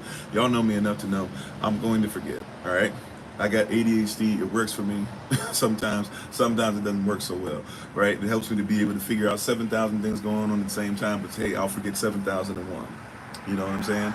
So if that's what's going on or whatever, yeah, somebody even with that, hey, yo, Kof, I'm texting you real quick. I'm getting on your nerves until you make sure that you did that. Yo, I know we're supposed to be doing. I haven't heard anything. It's been 2 days since you said it. Not wait until it's 2 days from, right? You said in 6 months we're going to do. I haven't seen you put anything out in 2 days. What you need me to do? All right, cool. I'm gonna get it done. I don't want to hear nothing from you, right? I'm gonna present it to you, right? Because it's gonna be, you're gonna have to be the one to say, okay, but yeah. Like, here it is. Okay, I finished. This is what I got. Oh man, that's so cool. Can you just make sure you add blah blah? Cool, no problem. And basically something that I forgot about, and probably would have waited 2 more weeks before somebody said, hey, what about? Or asked them during a meeting, somebody already took care of it. Right? And I'm not trying to blame anybody. I'm saying this is community. I'm trying to put myself. I hope you guys are seeing that, by the way. I'm literally saying I know that I'm not capable of getting everything done. I know as great as my wife is, and us coming together as one, we're not able to get everything done. I know that we have a great staff, and some of them are not getting stuff from me that they need or whatever. But that's why I be telling person, man, feel free to be annoying. Like if it was something that was really important, like, hey, if you don't get this help from the government or whatever, your bills won't get paid. You're probably gonna call. Somebody said that they're going to give you a job opportunity or whatever, and they said that they would call you on Saturday. Well, it's Monday now, where you want to call, right? Right? Like if you were looking for an apartment and somebody said, well, we have to keep the word the same way. We have to keep our culture the same way, to keep our community. We'll allow others to build this stuff. An interdependent relationship. Come on now. We'll allow others to build these items, and they're not even in righteousness. It doesn't even work for them the same way it works for us. They get some of the blessings because they're following certain things that are lawful, right? Like you can be mad at a Jewish society all you want, but they following law, so you're going to get certain things.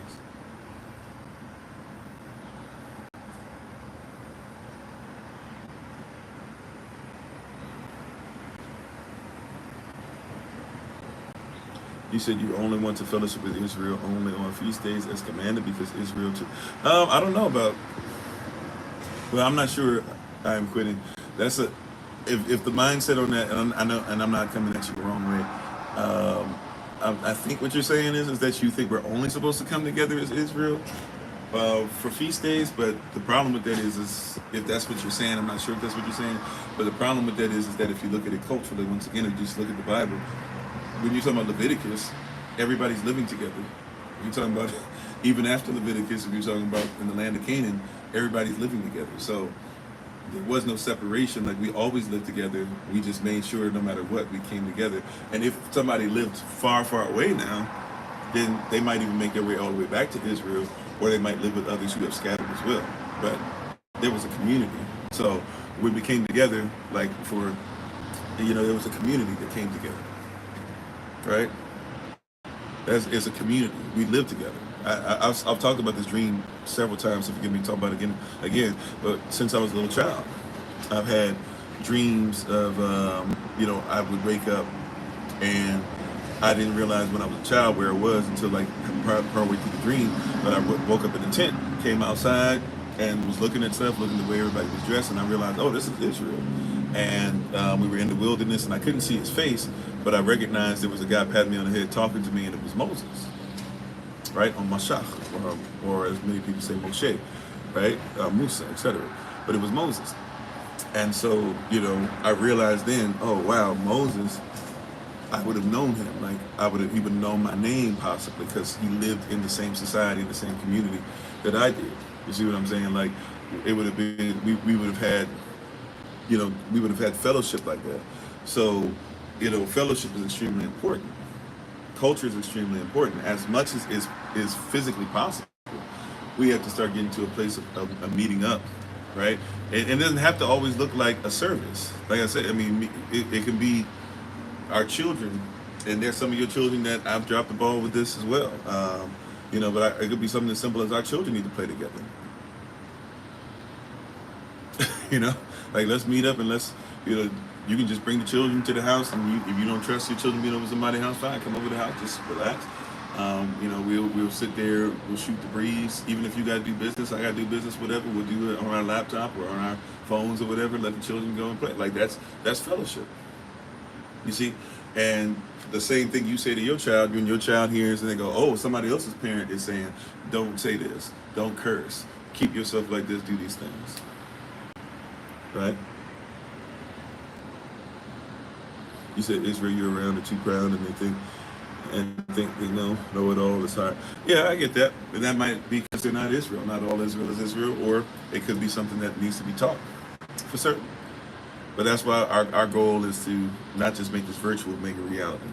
And getting back to what we were talking about initially, so we have to get back to a place of what is the point of the exercise? What is it that we're coming together for? What is it that we're trying to get back to the original intent in?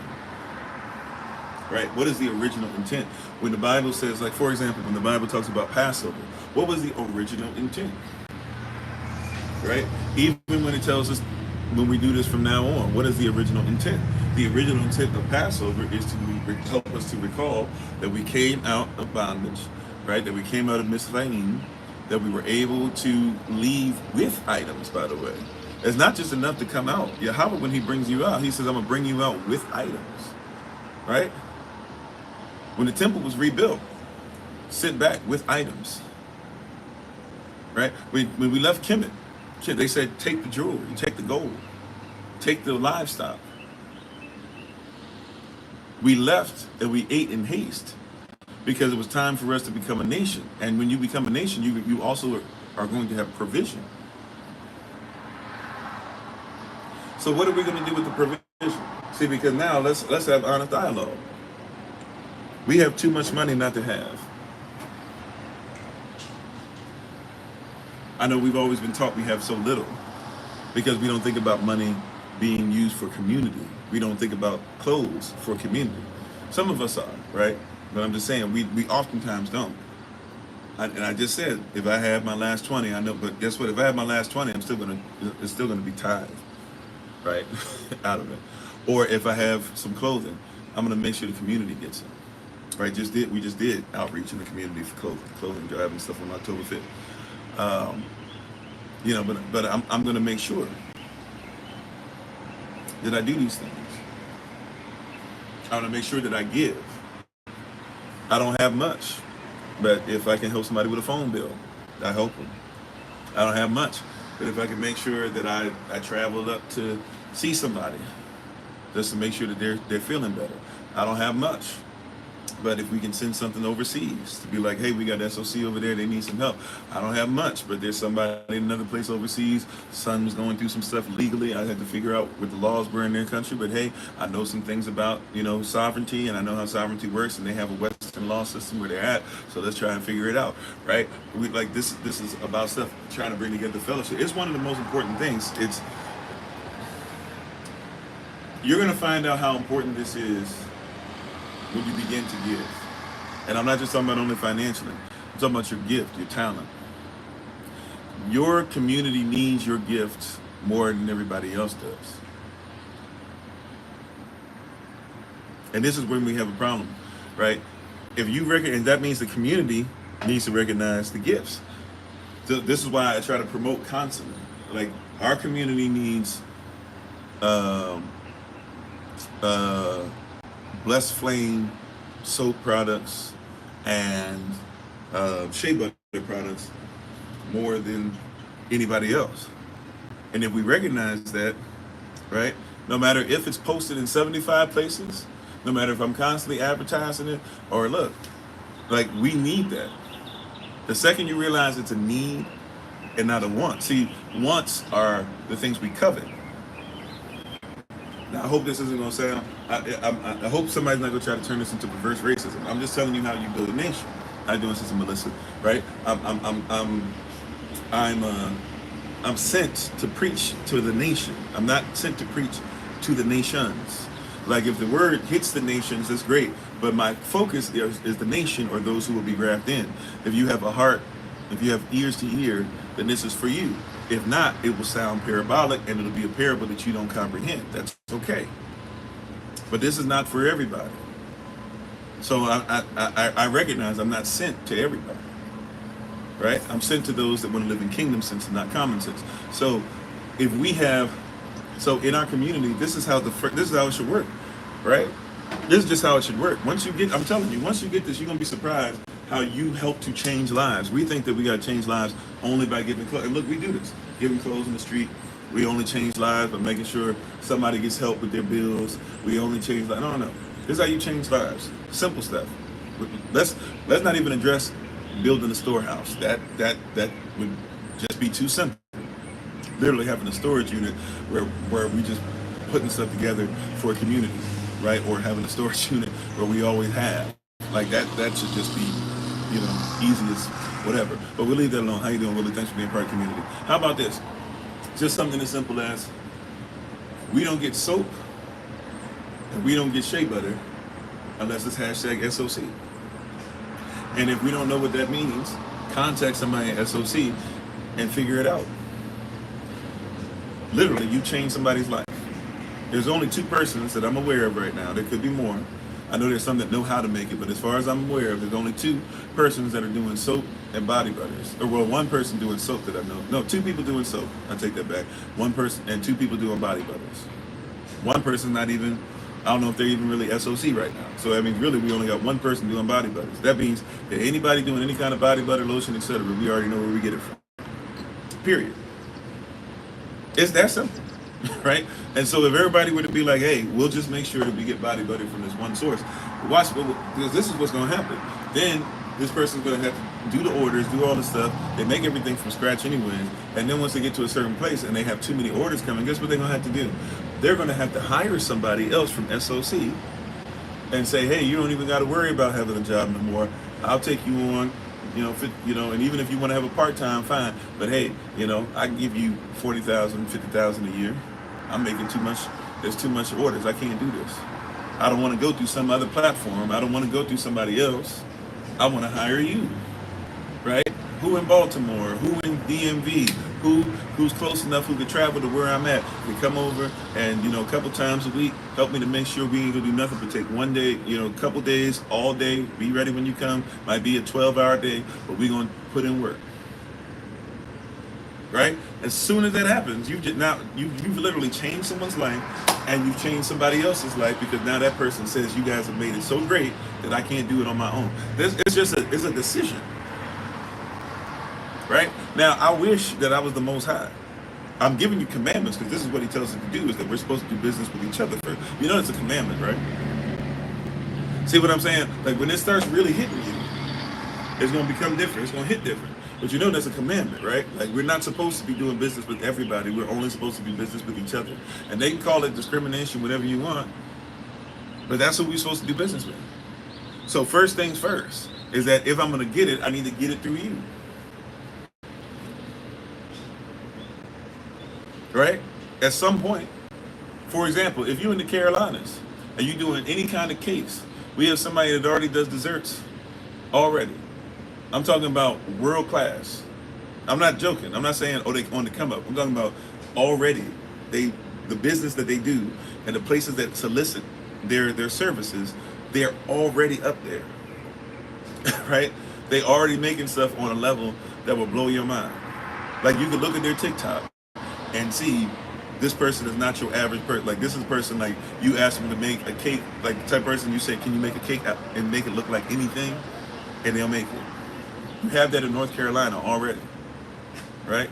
If you're in North Carolina, you can go somewhere, you can go to this person and already get it.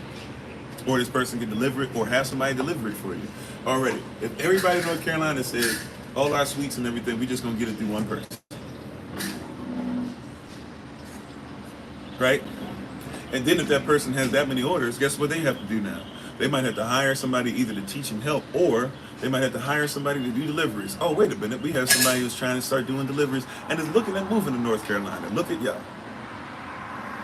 Which means that they can leave their 9 to 5 the second that we decide that those in Carolina are just going to do that. And then that person knows 95 can go up and down 95 where a lot of SOC numbers are. Now all of a sudden, whatever you need to be delivered between SOC, we don't have to go do FedEx or anybody like that. We got a brother that we already got on staff. And by the way, there's another brother that's a trucker who's over in the same place. Guess what? Hey, y'all two brothers get together. Maybe you can leave your stuff and y'all can work together. Right? That's right. Now we're building the kingdom. Now we're building the nation. This is commanded. Like you have to start thinking outside. If we said, this is why I was telling those of you who are in the clothes or starting to make clothes and talking about you're going to make clothes, you're going to have to start making different types of clothing. Because if I say to everybody, hey, we're not doing any clothing outside of SOC. And that's what we should be preaching. I'm going to start preaching the truth. But I'm just saying. Right, that's what we should be preaching. That's what I was saying. Hey, start looking at different stuff. Start looking at different colors. Start seeing if you can put what you call it? Forgive me. A questionnaire together and start asking sisters, what colors are you into? Start asking the brothers, what is it you want to look into? You know, start putting designs up, just design ideas, not getting all the way up, but start putting design ideas together. Because if we say, hey, if we finally get this in our mind, our clothing comes to us. Then that means those of you who do clothing, your life is about to change. That means you have to service your community now. You know what I'm saying? Like it's that much. Watch this. That means that now the babies that are coming up, they're gonna have jobs already. We're already gonna be like, hey, train your baby up. I want them to become my apprentice and da da da da. You hear what I'm saying? This is why this stuff is commanded.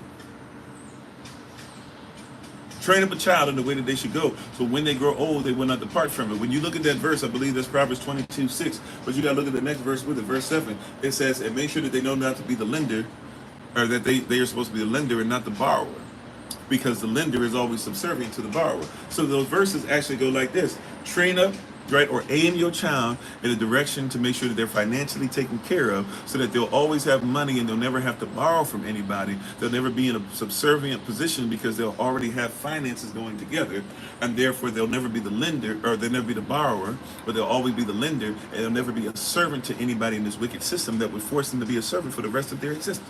That's how that scripture goes. And thank y'all for the love. That's the mindset. You got to go back to the original. Everybody has taken your culture and it's flipped it so much that you don't even think of it like that. That's right. It's hard to find all cotton clothes. If we made a decision, only one person does this in our community, or not only one, but you see what I'm saying? We only go to one source for this in our community. You see stuff change. We weren't able to make it happen this year because of multiple circumstances and stuff. But I'm not finished. We still got, I told you it's gonna be years developing stuff, and we got other land we're gonna get down the road. Like there's gonna be a point where we're gonna say, hey, buy your food from us. And if you're like, well, I don't, you guys don't have this yet, then tell us the food that you don't have. We'll try to grow it. You see what I'm saying? But it's gonna get to a place to where we got to get to where, yeah, the food is our food, clothes are our clothes. We have persons that will make, winter time's coming up. We have persons that make hats and everything from scratch. Right? Be ready for those of you who have to deal with temperatures that are about to drop. Those of you that got babies that are going to another size. Winter time's upon us. Those of you that are in, Chicago. Those of you who are in Wisconsin. Those of you who are in Canada. Those of you who are in Britain. Hey. You see what I'm saying? But it's commanded. See, that's why I'm saying we're at a place where we're gonna have to get rid of all this stuff because we're so busy building everybody up, and we're so busy saying why we can't build ourselves up, but we build everybody up. There is no Walmart if it's not for you. Do you hear what I'm saying? Yes, Lord. Yeah, there is no Walmart if it's not for you. Right? When you stop going to Walmart, there's no more Walmart. They get rid of them now. Amazon's taking over. And we're not realizing that Amazon's taking over because everybody's going through one source, whatever. But can't nobody take over you if you take care of you.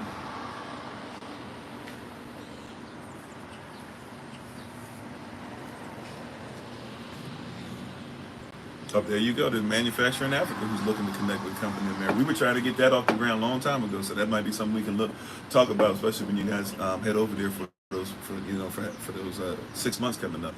We try to develop that. By the way, also we have somebody who's over in Africa. We've been talking about possibly taking a trip over there. So, we might start saying, hey, start getting tickets together, and we might start putting together something in a trip. And who knows? They already have land that they have over there, but it doesn't mean we can't go over there and look over the stuff and be like, hey, we might be able to get some land on top of what we have here. Now we got a couple different places. Or just to make sure that we meet up with persons who are over there who are like-minded. And even helping out persons that are over there, like persons who are, if you had that information, or actually, I guess I have that information. We'll try to put that out for the children over there that need help. We already have some children that, we actually had to stop because of the leadership over there. We had somebody in Kenya. We had to kind of let them go because they were kind of acting a little off with what they were doing for the children. But anyways. But yeah, we have different things that we already have in place. These things are commanded. Right? Your Bible commands it. Yeah, it's cool when they do it. Right. That's like we were talking about earlier, but then also when you do it and it's, I can't believe it, blah, blah. Then fine. We don't need to have, hashtag SOC is enough. And once again, if you don't know where to go for the hashtag SOC, or you're not finding that well, keep putting hashtag SOC on stuff, keep posting it, keep posting other person's stuff until it gets bigger and bigger and bigger. In the meantime, contact the community. Hey, look, I'm trying to buy clothing for when winter time pops up, right? Is there something like, I'm about to drop $200, $300, $400, $500 on my family and stuff, just for simple weather stuff or whatever. Hey, does somebody make stuff or whatever? If they make stuff, I'd rather give it to them. You just changed somebody's life. You just grew your community. Hey, man, I'm having tough time with working out. Do you know anybody? You giving your money to the gym, and I'm not mad at it or whatever, but some of you who aren't into the gym, some of you who'd rather do stuff outside or rather do some stuff in your house anyways, well, you got you got two persons that already do that and can do it on Zoom with you if you need. Some that might even be in your neighborhood. Right? Yeah, we got two. That's right. We got one that's, cross country now, but it's normally in Georgia, and we got one in Maryland.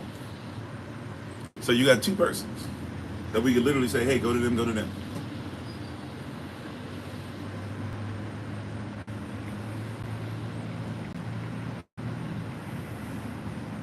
Right? There's all types of stuff you can do. Push-ups, sit-ups, incline push-ups. That's one I've been doing. That's been blessing me a lot if I don't have time. Literally getting on the wall. You know, you can do that all day. Right, not all day, but you know, you can do some of those, and you can do them in different positions. Next thing you know, right, please be careful if you do them, that you don't break nothing that you're on. But you know, next thing you know, you got some muscles that you didn't have. You got some energy that you didn't have. Playing basketball every day. I'm getting back into that. Hey, that don't take but so much. Running up and down the court a little bit, jumping up and down. Even if you can't jump. I was having issues with my legs and my feet and everything. I still was getting out there though. And even if it was, everything was a free throw, it was going in. And then once I had to do some one-on-one stuff, you play with somebody, and all of a sudden you gotta jump, you gotta do something, and next thing you go, oh man, I can still do that. I do still have that in me. Right? But you guys, we have a lot within ourselves. That's what I'm trying to get at. And every time that we do this and we do stuff for ourselves, everybody got a problem with it. And then all of a sudden when we do it for somebody else, nobody has a problem. Let's get back to being okay with taking care of us as is commanded. And I know we don't want to hear that part because that makes it sound like, oh man, you're the reverse racist. Oh man, you don't care about it. No. The Bible says that it's all right for Israel to take care of Israel. And that doesn't mean you got to be born Israel and you got to be black. That means you got to be Israel, graft in. Remember, Ruth is no longer a Moabitess. She is an Israelite because she's married in. Right? Yehoshua is not a Moabite child or part Moabite. He is Israel. Because by Ruth being grafted in, that meant that he was born in.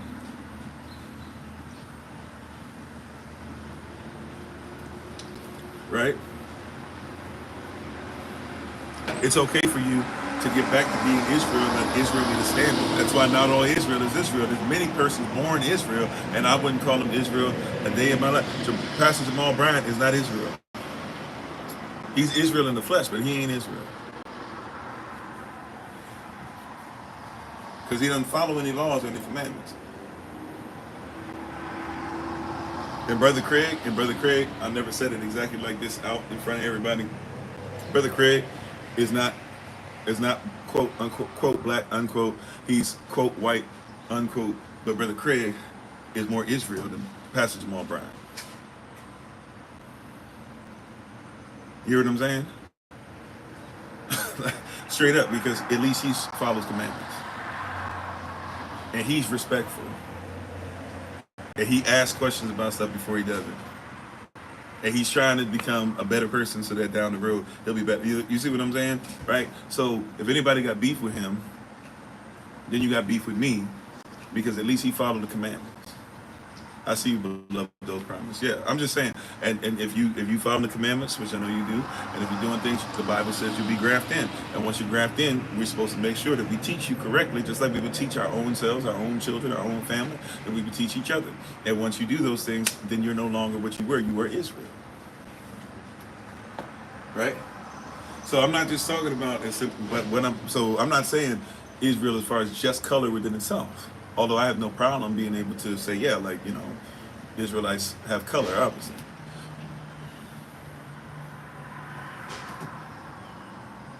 Well, not only, yes, you have Joseph with Kemet, you have Moses with Cush, you have Joseph with Kemet, you have Moses with Cush, which means you have more than just Joseph. You also have Joseph's children, right, who would have also married, into these intermarriages at that point. And then you have a bunch of persons from Kemet and Cush that leave with Israel into the wilderness. And once they leave with Israel into the wilderness, they're not called after the 40 years is up. It doesn't say, here's Israel and Kemet and Cush, etc. It says, here's Israel. Shalom Nazariyah. Right? So you hear what I'm saying? Like, that's what it is. It's a nation, right? Your nation has to be built on what is original, or else it's no longer that nation. That's how nation building works. Your nation is built off of what is original, and you're used to being in a nation nowadays that is not built off of what's original and that takes things from others. You're used to romantic values that take from other cultures and says that we did it. They reverse engineer it, they appropriate it. But once again, you got to be okay with being inappropriate, right? You have to be all right with being inappropriate. How you doing, Sister Barbara? I'm not supposed to be appropriate. because appropriate means I've been reverse engineered. There was a time that I was reverse engineered. There was a time that I had to go through somebody else's prism for everything, but that time is long gone. And yes, even what I do is very purposeful because I have purpose. Right? It's very purposeful. I'm not wearing something just because. I'm wearing it because it needs to show that I don't fit in. And that's the level that we're trying to get to. And at some point, it's going to become easier because once again, what's the goal? Come together. I'm just saying, there's too many times where we've had persons that live in our neighborhoods. I'm just saying, and we don't come together. It's too many times. And then what I found even interesting, and I'm not even talking about SOC, I'm just talking about in general. I've seen this in many different places I've been, right? Is that I've seen where persons meet up just to like go against the churches or go against the organizations. Like I've been part of stuff where I was invited to stuff and I'd come there and they were just talking bad about the organization that we were part of. I'm like, oh, like what are we here for? Never showed up anymore. Because I thought the goal was we were coming together to try and build each other up, but we just came to tear each other down. Misery loves company, type of thing.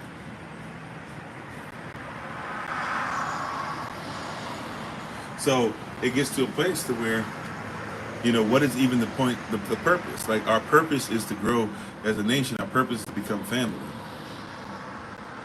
right? Our purpose. I've seen some of it talked about, but then some of it went away. Where there were persons even talking about living together. Now that's up for how close you guys are and stuff like that, how much you guys think that you guys should be with each other. But I've also seen persons that were that into it, and then once again, what is it? The seed was planted, but the roots didn't go but so deep. So when the vicissitudes of life came, right? Because it wasn't that deep, it was easy for it to wither, for it to be taken out, for it to be ripped out the ground. So I've seen some of that where a lot of persons come in, I'm focused, blah, blah, let's get it. But it's like, yeah, you got to make sure that this thing is 30, 60, 100 fold. So are we ready to go to that extent? Are we ready to build community? This is what your Bible says. Once again, your Bible says you're supposed to do business with each other. Now I get it. Once again, it becomes difficult because we've been taught everything says, but I've seen persons that do it. Matter of fact, now this is obviously not talking about Israel, it's talking about black owned, which is obviously different. It's similar, but obviously admittedly different. That being said, look at persons who actually went through a whole thing and have put up video.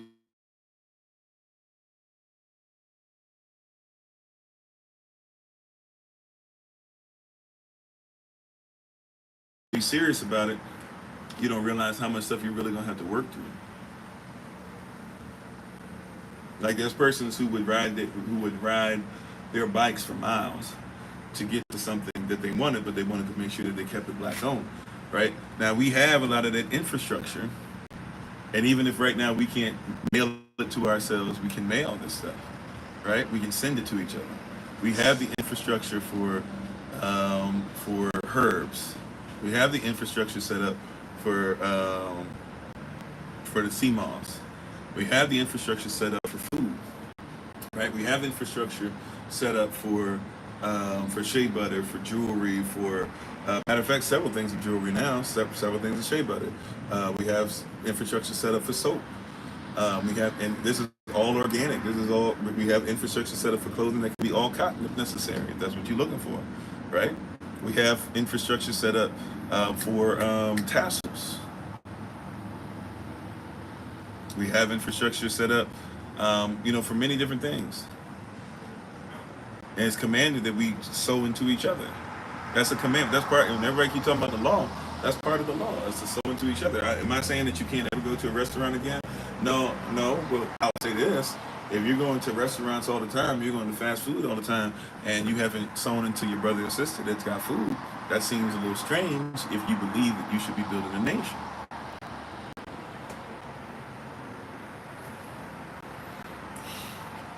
Right? But that's when we get to a place where we're not as concerned with that. We want to make sure that we fall into what everybody else does. Then yeah, we'll just sow into everybody except our own. We must endure.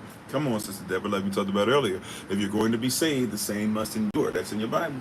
Read your Bible, it'll bless you. Okay, Sister Renee, thank you. I'm sorry. I didn't see Gancho, whatever his question was. I didn't see it, but thank you, Sister Renee. How you doing a little bit?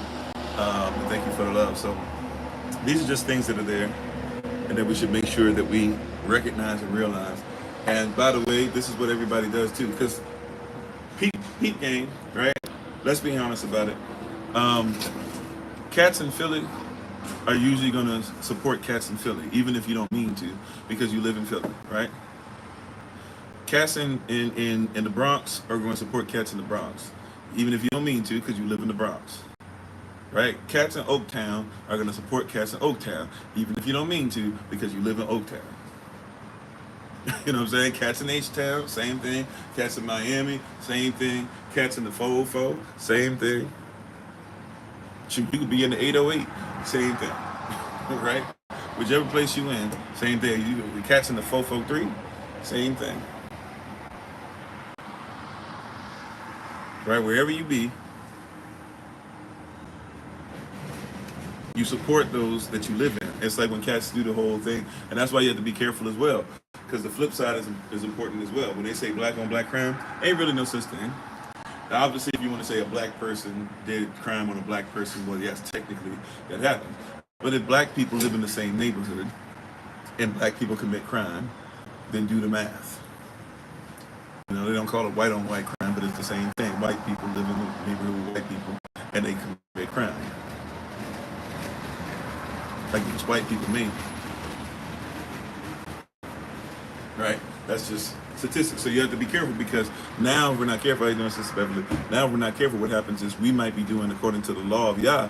It might be criminal behavior on our part to where we're not sowing into each other, and we're not honoring each other, and then we're not creating safe spaces like we talked about for this stuff for each other, and we're not communicating with each other, we're not showing up with each other. And so since we're not doing these things, it's against the law. Would you agree? Now see, this is when somebody gonna say he's trying to make a cult. I'm trying to talk about a nation. I've been honest with you guys from the beginning. I was honest with you all when it was the original Kofi_40 channel, and I was more an activist and doing the pastoral stuff. I was still a pastor, but I was doing more activism. I was always honest. When a person said, "What you say sounds like nationalism," I said, "Yeah, I'm a black nationalist, if that's what you want to call me." I've always been honest with you. This is not cult-like behavior. This is how you build a nation. I'm not focused on everybody else right now. I'm focused on Israel, and really within Israel, I'm focused on SOC mainly because that's what I've been given charge over. I'm not focused on all people right now. I believe that all people, all persons should be treated well, right? However, I do not have infrastructure to treat all persons well. Okay? Somebody's gonna have to take care of somebody's daughters over there. I can take care of these daughters over here because we have an infrastructure set up for that. And I believe that you should get stuff together in you. Matter of fact, you do. Right? You do. I can't remember his name, something Coates or whatever. Please forgive me. I always mess up his name. The guy who just wrote that book on Palestine has been making the run. The black person who wrote the book on Palestine has been traveling on all these different platforms to make sure that he keeps talking about, being anti-Zionist movement and stuff like that. That's great and everything. He's talking about this, and he keeps talking about, I went over there, I saw oppression and blah, blah, and it's showing me the oppression that my people go through and this and that or whatever, and I need to speak out against it. I'm glad that you are, right? I'm just going to be honest with you, though. First of all, I'm not going to pretend that I'm not saddened by what happens in Palestine. I'm not going to pretend that there aren't any of our people who aren't even shown and are refugees in Palestine that literally were born as being refugees, like didn't have a choice, right? They've just been basically refugees and treated like not even slaves, just been treated like somebody's plaything for a long time. I get that. I agree with that. I'm sad to see it happen. But when somebody's like, hey, we need to make sure that you're giving SOC resources to it, I'm sorry, that's not my fight. And I'm okay with saying that, even if it makes me seem like the bad guy. That's okay. right? I'll be a fool in this world because it's the foolish things of this world that confound the wise, right? Because at the end of the day, I'm trying to make sure that, you know, somebody's child over here can eat. And I keep being told to send stuff to Palestine, but you're not going to make sure when I send my dollar over there that you're going to take care of my child over here, because SOC children, those are our babies. And you're not making sure you take care of my child in Jamaica. You're not making sure you take care of my child in Houston. You're not making sure you take care of my child in the Bronx. You're not making sure you're taking care of my child in Philly. You're not making sure you're taking care of my child in Miami. You're not taking care of my child, in Fort Lauderdale. So if you're not going to take care of my child, then I'm going to take care of it. And if you want to turn it into I'm a bad person, then so be it. However, what I'm saying makes kingdom sense, not common sense. You have all these persons that are trying to get you to give up. Look, I used to be one, and I'm not even saying that I don't do it. Like, we help out still many different young persons in many different countries, right? We did something somewhat recently for Haiti. We did something in Kenya, as I was telling you earlier. We had to cut that off, but we were doing it recently. We've done South Africa. We've done Ghana. We're still doing Ghana. We're probably going to be helping out with... I forget where it is, Sister Angela. Please forgive me. It's not Zimbabwe, but somewhere else. Please forgive me. I'm forgetting right now which country right now. But we're gonna be helping out. And yes, those are all great. Right? Hear what I'm saying? Right? I'm not gonna do this whole thing where I'm giving to Make-A-Wish or giving to. I know Make-A-Wish is the stuff, whatever. But I used to work for so many of these different places. I can't believe I can't remember their names right now or recall their names. But, all these different places, save the children, give to the children, well wish, blah, blah, all this stuff. And at the end of the day, like, only sometimes 14% of what you would give goes to them anyways. I'm going to just go ahead and give to our children direct, right? I'm going to go ahead and just give to the person that owns the orphanage, and they can go ahead and give me the receipt when they buy the rice. So I know that our children are eating for the month. You see what I'm saying? Like, even if we can only get rice and potatoes, at least they got rice and potatoes, right? Give me the receipt. Let me see the pictures of the children eating and stuff like that. To be honest, that's one of the reasons why some of y'all might have even had this person started calling you guys or trying to contact and connect with you guys, talking about Pastor Kobe wasn't giving it anymore. Part of the reason I wasn't giving to them is because that I don't know that these babies are eating. Seems like you're doing a lot of stuff, but the babies ain't eating, and you sounding a lot like Cats from the West. If that's what we're doing, you're not taking our stuff from our storehouse to give to give to yourself. Even one of the pastors that we were dealing with in Ghana had to do the same thing. Like, love you, thank you so much, watched over us, gave us a great place to stay and all that stuff, whatever. But hey, we had a conversation. You were supposed to give money to persons in the congregation, and you ain't giving no money to persons in the congregation. Can't roll with you right now. Be mad at me all you want. Call me, whatever. And now, a lot of those persons from the congregation have been contacting us later on, leaving the congregation saying like, yeah, he was tripping, blah, blah, whatever. That's cool. I'm not trying to win, but we're going to be righteous. We're not going on just any platform anymore. Like, you got to be doing something righteous. And you got to be doing something for us. And if that sounds like it's wrong, then let it sound like it's wrong. I didn't say you got to be doing stuff for you. We not talking to you because you're white. No. If you about the law and you about kingdom and you're grabbed in, then we'll check you out. And if you live by what you say, then yeah, let's work together. But it's all right for us to be inappropriate. If that makes me inappropriate, I'm supposed to be inappropriate because I'm not going to have us. Look, all right, I say this again. I love y'all, right?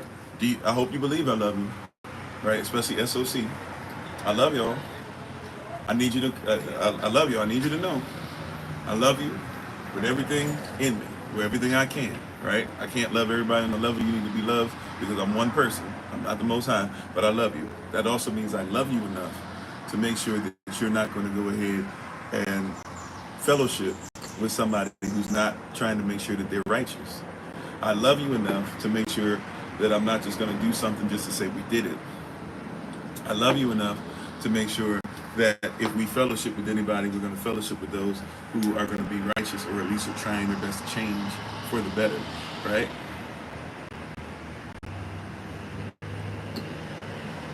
I love you enough to make sure that we're building something that's going to be for your children. Right? I want something to be there for your children and your children's children, because that's scripture. So even if I don't see all the stuff that I'll be talking about, and even if we don't work together, because I've told you before, at this point, I know that I can't make everything happen on my own. I'd love to, but I can't. That being said, even if I don't see everything that I've foreseen in my life, right? I love you enough to where we're gonna leave the baton, right? We're gonna pass the baton rather to the next generation as they continue to run the race, and we're gonna endure, and we're gonna cross the finish line together as a team. That's what this has got to be about. So when you hear us saying stuff, I'm not going to be saying I command, but I'm gonna keep saying this stuff. And I told you guys, I'm gonna keep getting better, and I'm gonna stop being. Some of you guys call me diplomatic. I guess I won't be as diplomatic times. However, yeah, there's gonna be some stuff that's boom. You were born in your mother's womb, fine. But hear what I'm saying? There might be something coming down the road, and it's like, yo, we need to make sure that we got persons who are standing in line. If you can do $10 a week or whatever, that we can do that. We can save up, blah, blah, blah, like we were talking about, like that, and honoring that because that's what we're commanded to do, like that, and honoring that because that's what we're commanded to do, right? That's what we're commanded to do. We've been nice ever since we got the land. We stopped saying, okay, YLP 83, y'all's land project, but we told everybody once we get it, there's still work to be done. There's still tools that we have to get. Right? There's still stuff we have to do to make sure it's there. There's still surveying that'll have to be done down the road. If you want tiny homes, if you want bigger versions of tents, if you want what is it that we're looking into, shipping containers or trucks or all different types of stuff that we can use to live on the land and stuff, and start breaking down and start having families go into at some point down the road. Sewage stuff to be taken care of. Make sure that the well stays clean and all that. There's a lot of stuff that comes with it. We can do it though, and we can do it by putting our own businesses and stuff first. So I just want to make sure we start thinking like that. Like I said, I didn't know what to call today, so please forgive me. I had no title for today. I wasn't sure what route we were going. I kind of knew the direction, but I knew the course, but I didn't know necessarily what to call it. Prayerfully, what you heard today means on some level. Man, we appreciate you for being on today. I thank you all. I can't do a shout out today because of where I am.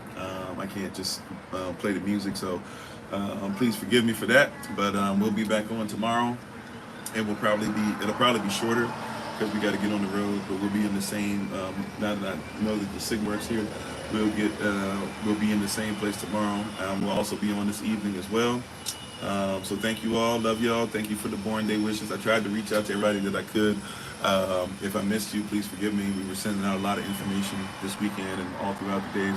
And I know some of you were saying happy born day on Saturday. Some of you were saying happy born day on Friday. Some of you were saying happy born day yesterday.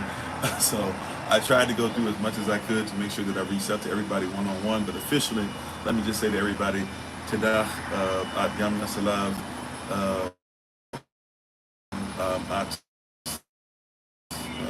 at Kofi, thank you for saying everything for me on my born day. My family appreciates it. Thank you for praying for us. We had fun on the watch party, even on my day off and everything, and we just appreciate where y'all's taking us. So we love y'all. We hope that you guys continue to do great things.